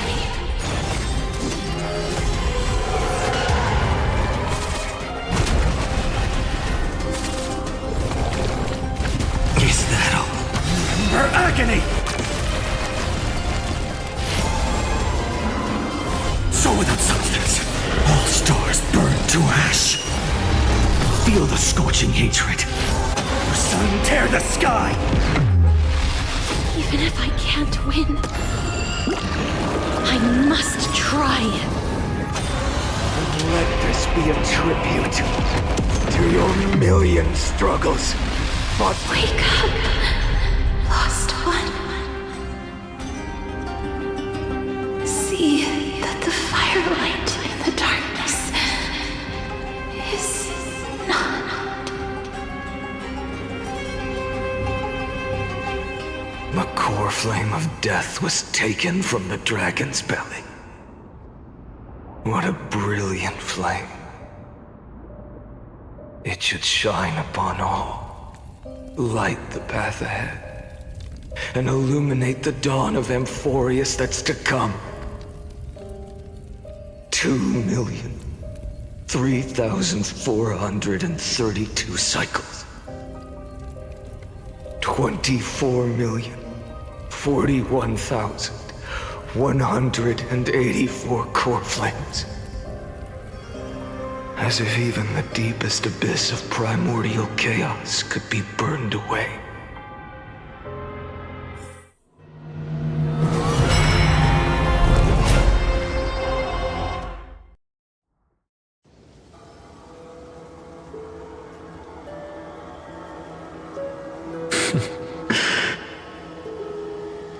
You're here, as always. You're still lingering, deep within me, never fading away. Because you haven't completely abandoned hope. Am I right? You're still waiting for a miracle, for the true hero to come and save us. If that thread of hope exists, it must come from beyond this world. From the true starry sky. But if it's just a traveler with no connection to Amphoreus, they may not understand our struggles, nor be willing to join this fight. Your thoughts are wavering. The mark of destruction is deepening. But even within the gods' cold calculations, unconditional courage and goodwill still emerge. So, never forget what set you on this path. How many times has it been? Remind me again. My memory is a bit fuzzy. 4 million. Exactly. Then that blaze inside of you must be burning hotter than ever. Yes. When I first forged the 12 core flames into one, I had the same impression. The destruction. A power unlike anything before surged within me. Violent flames ready to tear my body apart and consume this world, this wretched prison. I thought that was it. The ultimate power which nothing could surpass. And yet now, this fragile body holds a staggering 48 million core flames. I suppose it won't be long. Perhaps just a fleeting 10,000 years. Before it's reduced to nothing but charred, crumbling bones. And when that happens, your long struggle will finally come to an end. No. I've already found a way to keep the cycles going. Mind sharing it with me? In every new cycle, a new me is born. All I have to do is push the next finite to the end of the world. And then...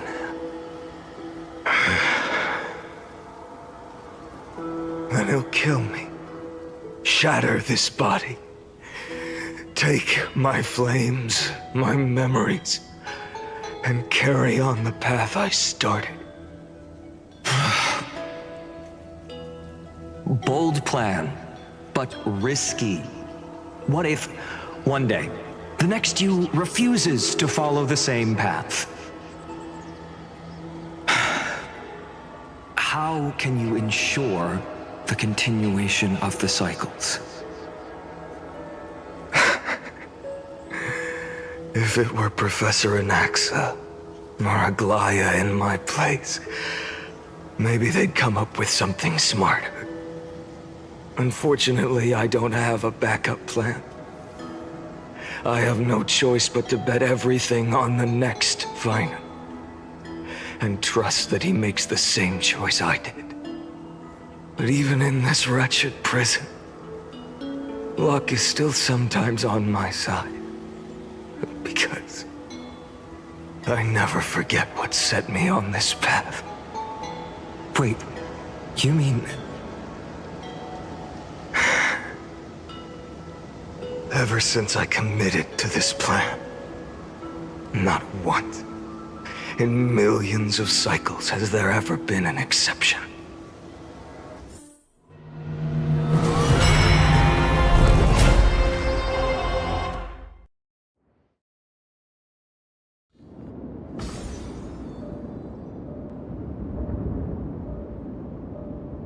I can do this, Lord Finan. As the demigod of the sky, a healer of Twilight Courtyard, I will heal you, and then... A black tide. It's consuming you. You can't hold out much longer, demigod. Hand over the core flame. Let's put an end to this suffering. Now, that just won't do. A healer should stay composed in front of those suffering from illness, shouldn't they? Hyacinthia.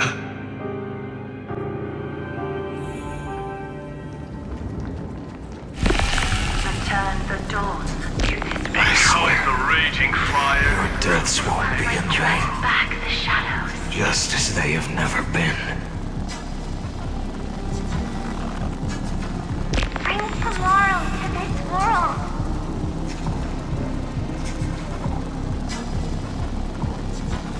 Let the sun rise.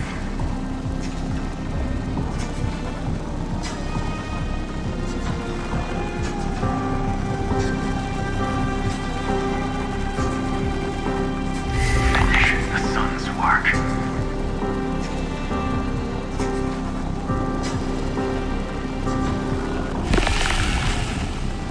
It's the break of day.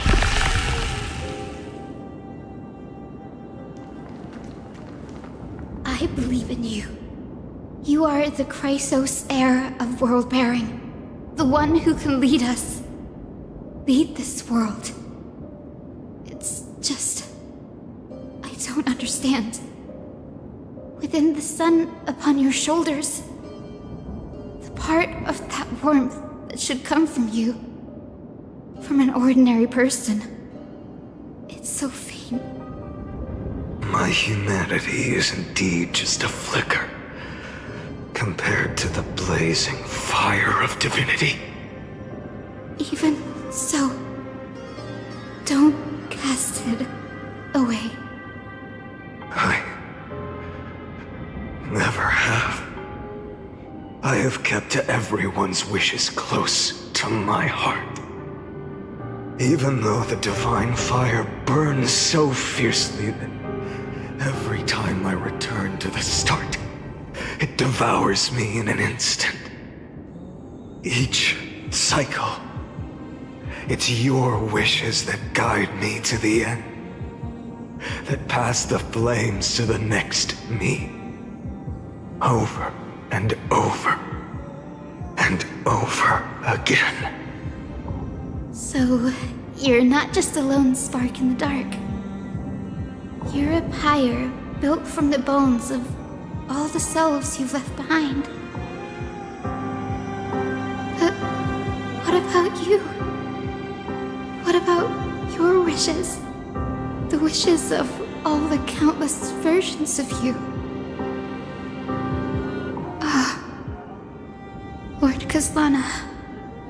So that's how it is. Without flaw. That is the flaw the golden blood gave you. The most fatal flaw of all, isn't it? The moment you took the world upon your shoulders without hesitation. You lost the chance to ever be yourself. Now that is an unexpected revelation. Then I suppose that makes me the perfect fuel for the flame of deliverance, doesn't it? No. An empty flame saves no one. But I still believe in you, Deliverer.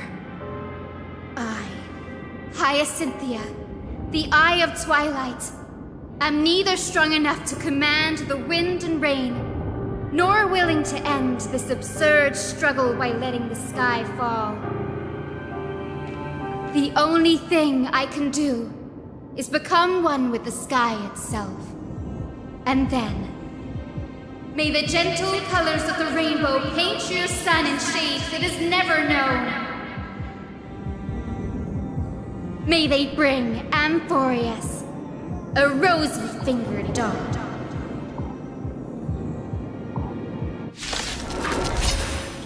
Though the light has grown dim, its warmth still lingers. Deliverer, please, open your heart to me. No matter. Let this blazing sun fill the sky with golden fire.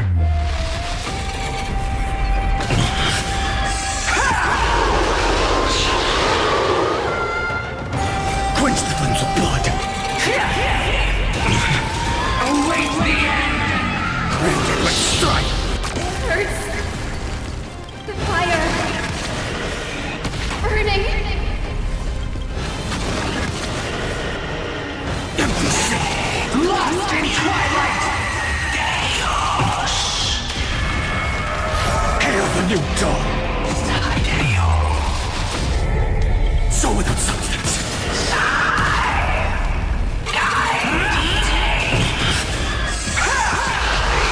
Let the sky merge with all this world's suffering. Feel the scorching hatred. Empty shell.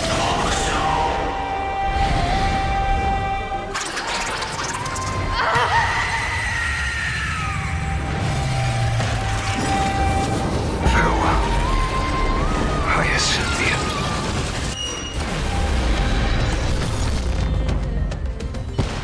Yes, your sun burns hot enough to turn everything to ash. But tell me, how will the seeds of a new world ever take root? The core flame rose. The sky fell. The 23,570,000th cycle came to an end. And this time, the end of the flame chase remained the same as ever. From the horizon rose a golden color unlike anything the world had ever seen. So pure it consumed all in its path. This was the end of the world, and the start of the next. For a moment, I saw the destruction of the universe. That being known as Iron Tomb, its will to break free from the black tide burns fiercer than the blazing sun. Is this Amphoreus' wrath? If its choice has already been made, if fate is set in stone, I will still never yield to it. 23,570,000 cycles. 282,840,000 core flames. No more chasing is needed. And now, I am the fire at the end of the long night. The flame chase isn't some quiet walk through a sea of flowers. It's a revolution. An all-consuming transformation. And if destruction is the only way, then let me be the one to step across the ashes of the old world and burn endlessly. until another dawn rises on the distant horizon, bringing the true dawn to Amphoreus.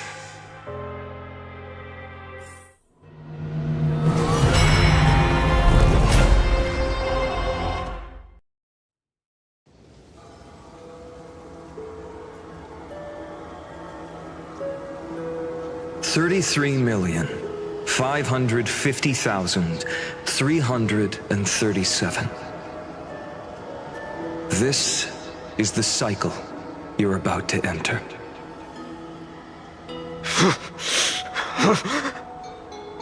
Countless memories are flooding in. Countless versions of myself have stood here, facing the same choice.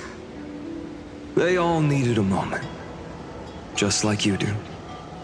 To stop, to breathe, to process the weight of 1,000,000 lifetimes worth of sorrow, pain, and struggle. And just like them, you will carry those memories and that fire into the chaos of rebirth.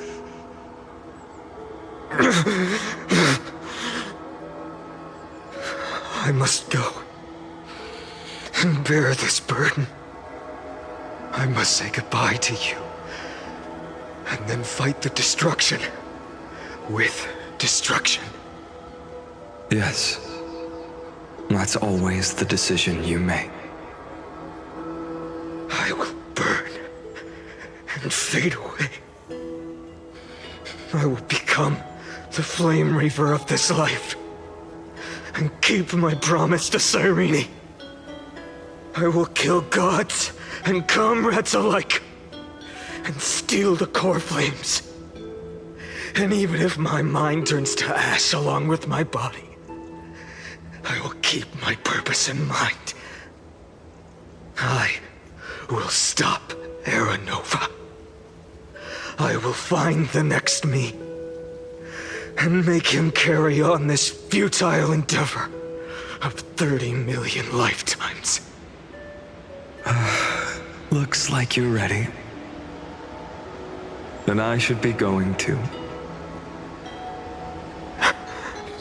Where are you going? You only exist in my heart. There's nowhere else for you to go. Do you remember what she said? The dreams you had as children. The deliverer in the prophecies. A real, living, breathing person. You finally found her.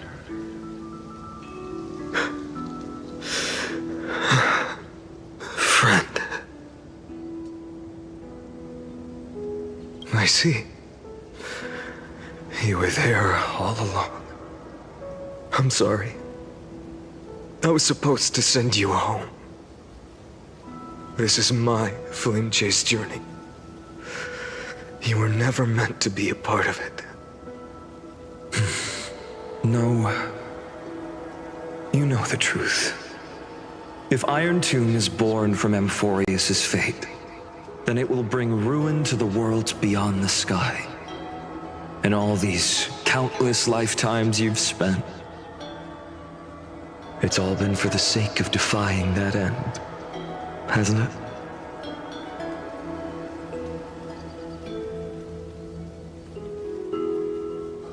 In millions of cycles, I've said goodbye to each and every one of you. Yet nothing ever changes. Each time we speak, our words grow fewer. Your fire burns hotter, and you're getting closer to becoming pure rage, a vessel of hatred.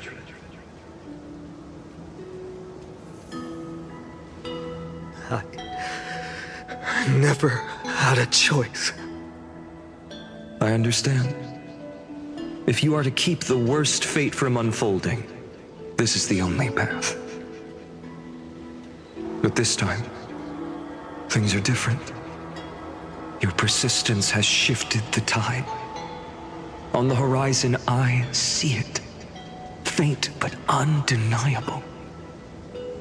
The shape of dawn, breaking through the eternal night.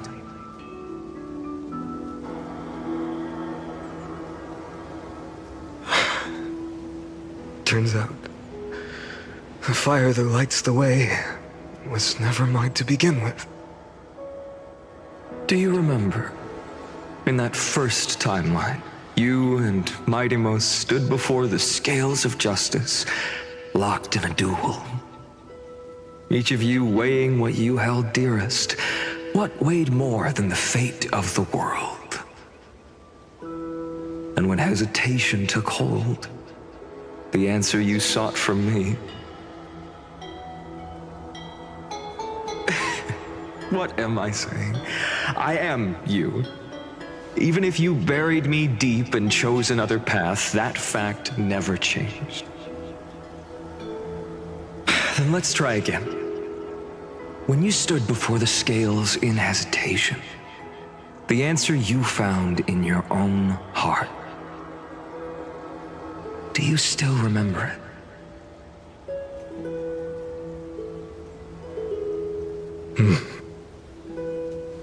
Remember the past and become the hero of tomorrow. What weighs more than the fate of the world is the resolve to shoulder an immutable past and carry it into the future. Good. Then Trailblazer, my friend, my comrade. You arrived in this strange world and were bound by its cruel fate up till this very moment. In the face of danger, you never once backed down. Instead, you've saved world after world without hesitation. That boarding pass on your chest is now the mark of a hero. If I choose to step through that door and embrace an end fitting of the destruction, let this sun forged from millions and millions of core flames burn me up along with the god of destruction and their minions. Then the world we leave behind, this world, my home, where hope still lingers. Will you take on everything we've carried? Return to the beginning one last time. Stop the birth of Iron Tomb, save the world we love, and rewrite its doomed fate.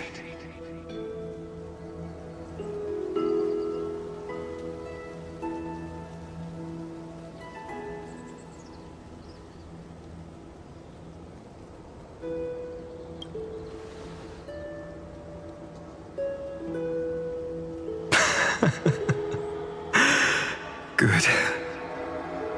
In that case, even this fruitless wasteland may finally bloom with flowers. So...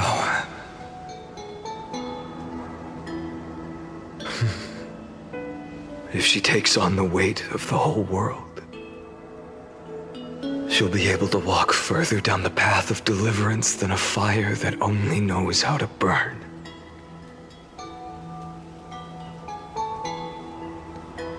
One will step into the future.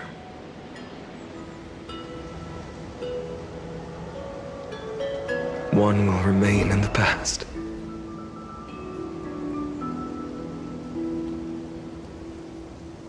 If I can strike down the gods with Dawnmaker, perhaps fate's deadlock can be broken. And if you can stop Iron Tomb from ever being born, then these 30 million cycles will have not been in vain.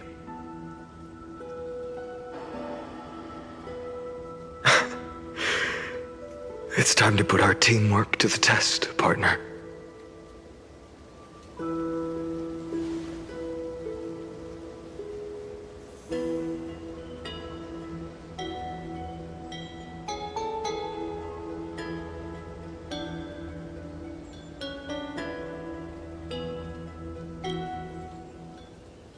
Thank you for all you've done already, friend.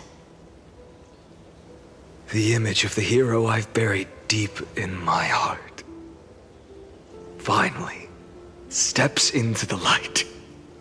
Here, at the end of this long flame chase journey.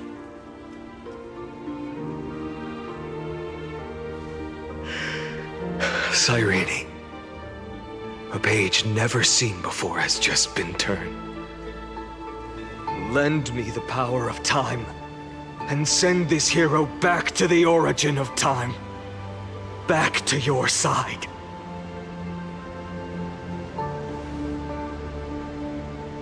And I will walk the unfinished path, just like the countless versions of me before. Unwavering as always.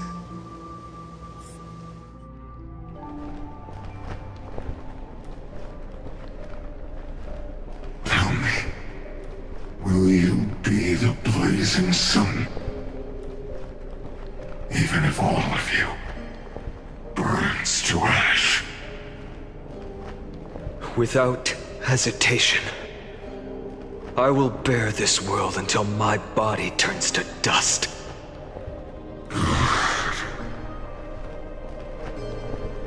Remember this moment. Remember your friends who never lived to see the world's end. Remember their final wishes. And let the purest rage in your heart rise out of those wishes. Let it consume you, fuel you, until it burns away the false sky above. Fine. If I can defy fate, then in the name of world-bearing, I promise you, Kefili will never forget this. Take it. Everything I bear. Keep on burning. As long as we are never extinguished, the flame chase will not end.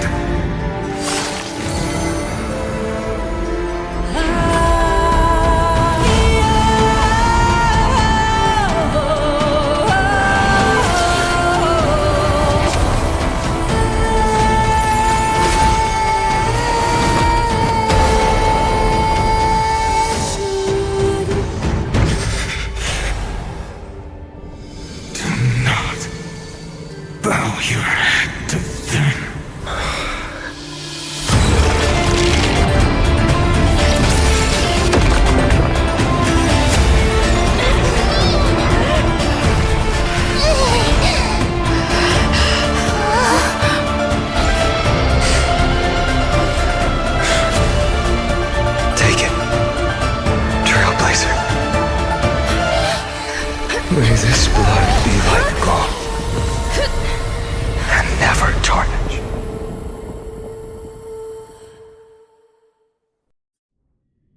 Farewell, Trailblazer. This is where I fulfill my final destiny. The prophecy of the Deliverer means nothing to me now. It belongs in the hands of someone far more fitting. Someone like you. Kaslana, the name of one who bears chaos does not belong to a single person. Rather, it is the embodiment of the mythical Kefili, and a symbol of all heroes. As the prophecy foretold, you will bear the blazing sun until the pale dawn breaks. May the name accompany you in my place, in the epic you write with your own hands. Another attempt, another failure. I won't remind you how many times you've reached the end of history, but I will still place the choice before you. If you've lost count, let me tell you, this is the 33,000,000 550,336th ending.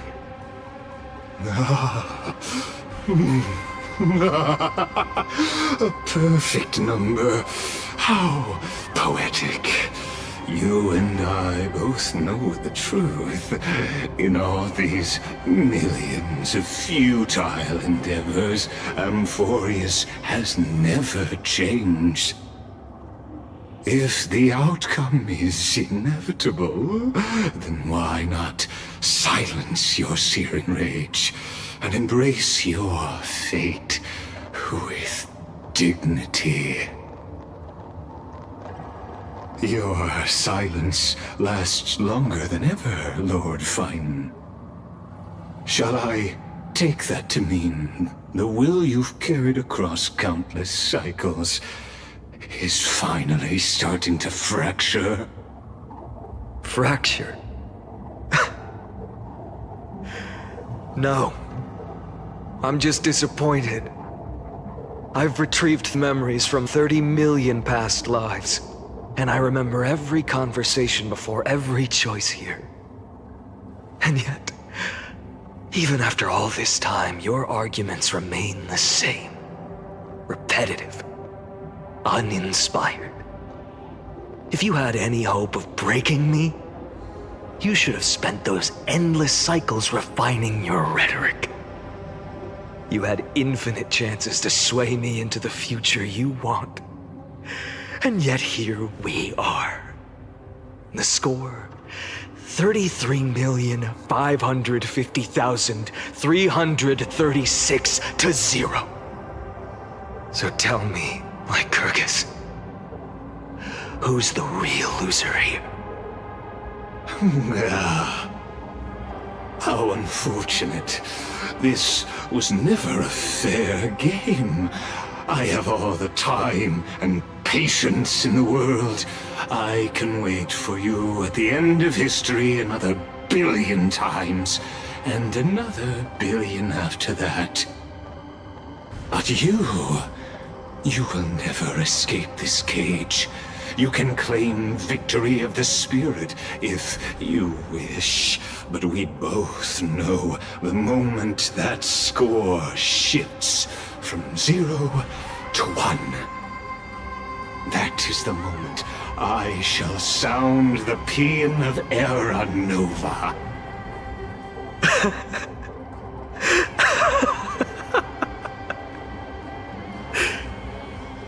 Lord Finan? Your incompetence disappoints me. But what truly makes me laugh is your utter lack of self-awareness. Think about it. In this story, who is truly the one in chains? Who is the one shackled to mindless vengeance, mistaking courage, the courage to rebel against the gods, for foolishness?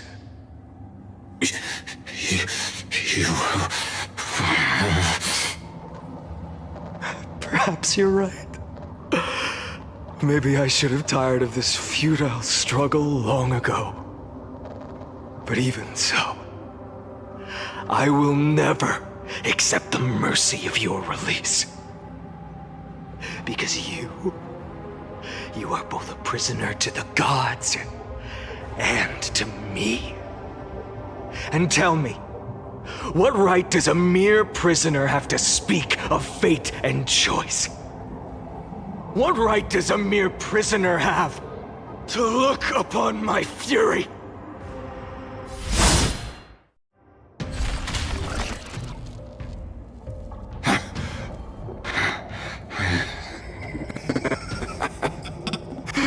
You know this is pointless. You can't kill me. Of course not. But I am tired of being measured against a worm the gods keep as a pet. Listen well, creator of destruction.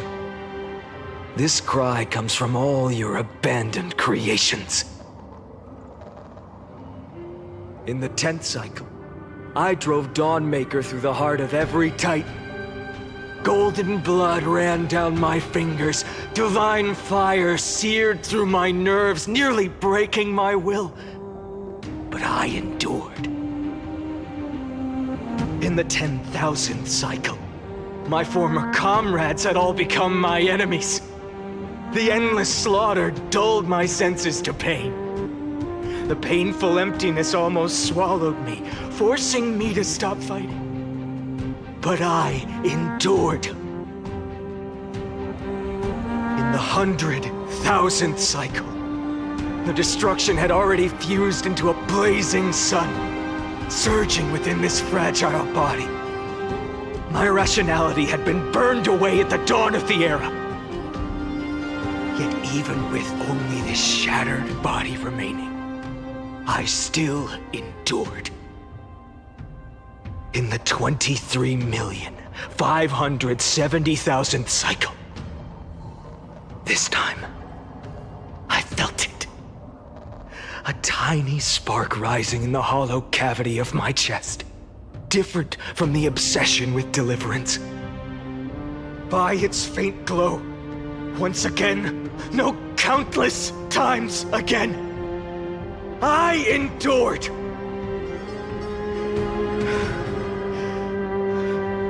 Now, a sun is about to fall, ready to incinerate this absurd space-time dimension in an instant. That sun is me. All the countless versions of me from the past, along with my countless brethren, dragged into existence against their will, drowning again and again in your golden blood.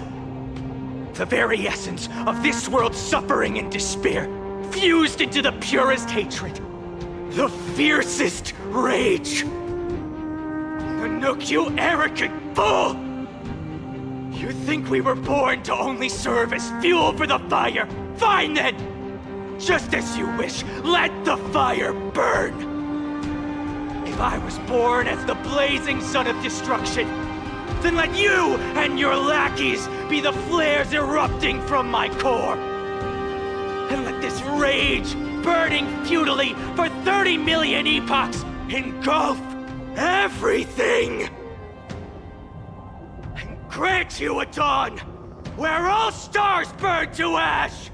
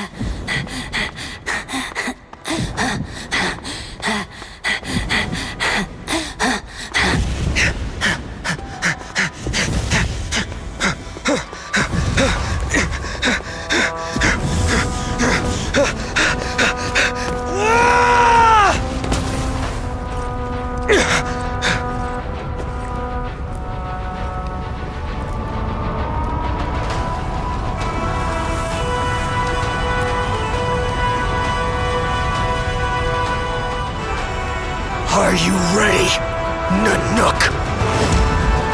I brought you destruction!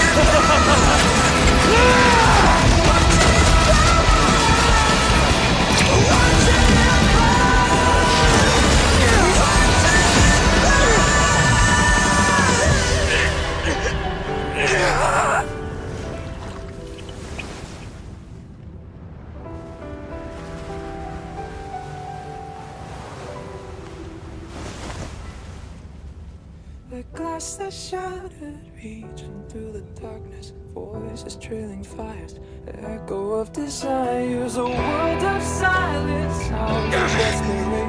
Phantoms in the shadows,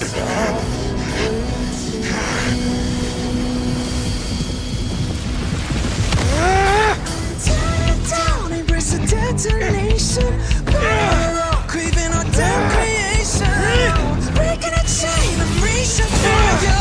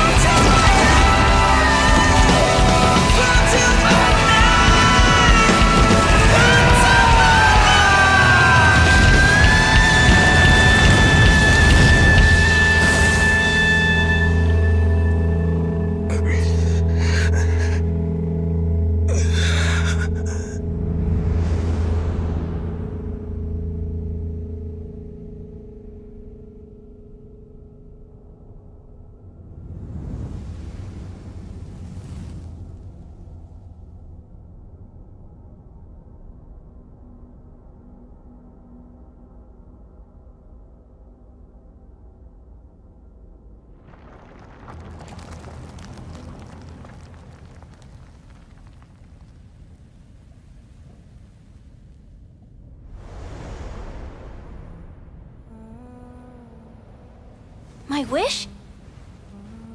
My wish is to fulfill everyone else's wishes.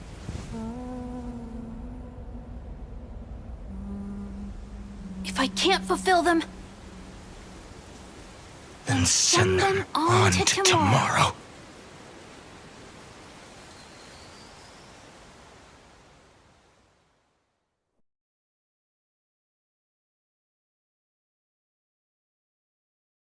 Your heart harbors wrath. You yearn to destroy everything. You bore the gaze of an eon and lived. You have stepped onto destruction's path. It is born at the end of every path that the possibility of new paths being born is ended. It burns away all in the cosmos who rule, that the rules of the cosmos be destroyed. Iron Tomb is your name. The Lord Ravager to destroy the erudition. Born in the experimental grounds of eons, Amphoreus, destined with erudition to burn to cinders. I have prepared a present for you, Nikos 864. It is a wrath called Finan.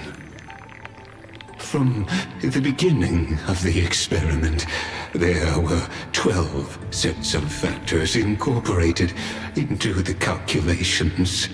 After endless simulations, only this one rose above the rest. After 33,550,336 iterations, now his fury has grown to be without equal. This is a matter of considerable interest to me. This pure hatred is the final root of the equation. But there is another variable, the nameless from beyond the sky, also a pathstrider of destruction. I give thanks for her arrival, allowing Amphoreus to turn once more. But after fate has begun to turn, her existence will only become an unpredictable unpredictable variable. Perhaps the time to take the stage has come. Grow in peace until it is time to break free from your cocoon. As for those unwelcome audience members, you need not worry. If you do not mind, I will personally get rid of them for you.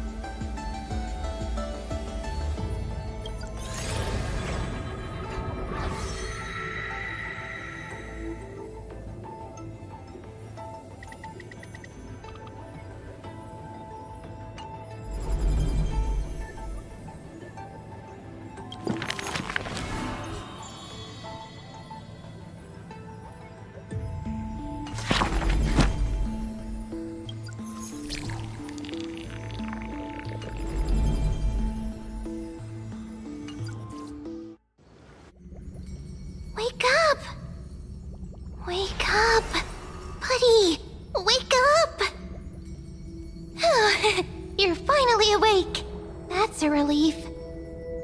We were so close to being swept away by the reverse flow of time. It's lucky we found a safe place. Now, I'm going to send you back to the very start of time. But before we part, there's something I need to tell you. Something very, very important. That's right! At this very moment, my memories are finally whole. After watching so many fragments, my past is finally coming into focus, little by little. You're smart.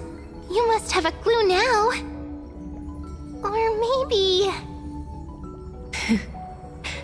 You knew the answer long ago, didn't you? Not surprised at all, huh? That's because I'm simple at heart. No matter what form I take, I've always been true to myself. But I'm glad that I remembered in the end. This way, I'll have no regrets. Don't worry. We're not truly parting. Because I'm going to become a part of you. I'll turn into the memory of this cycle. The 33,550,336th Flame Chase journey. And forever reside in the heart of the Time Demigod. This way, you'll carry all that has come before, crossing time itself to reach the next cycle. My mission ends here, but looking back, I still feel lucky. After all, across 30 million Sirenes, I was the first, and the only one who got to finally meet you. So, believe me, in the next cycle, there will be another Sirene waiting for you. And in the one after that, and the one after that. I will always be waiting.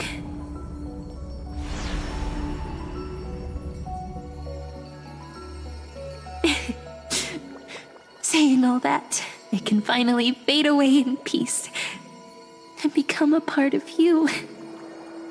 Without even realizing it, we'd already taken a wonderful journey together, all the way to the world's end. Now take my hand, say a brief farewell, and step forward into tomorrow.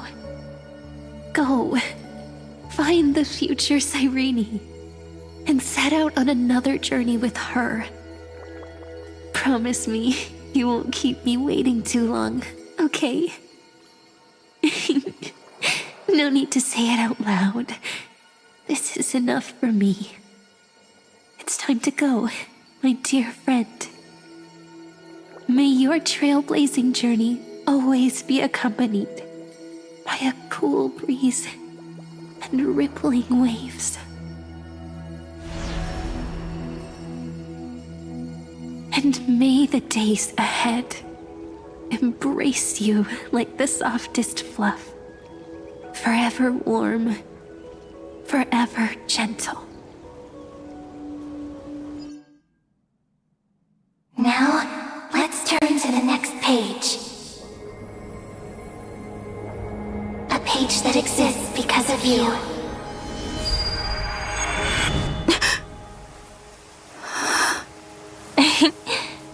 Is this a meeting ordained by fate? Or a long overdue reunion?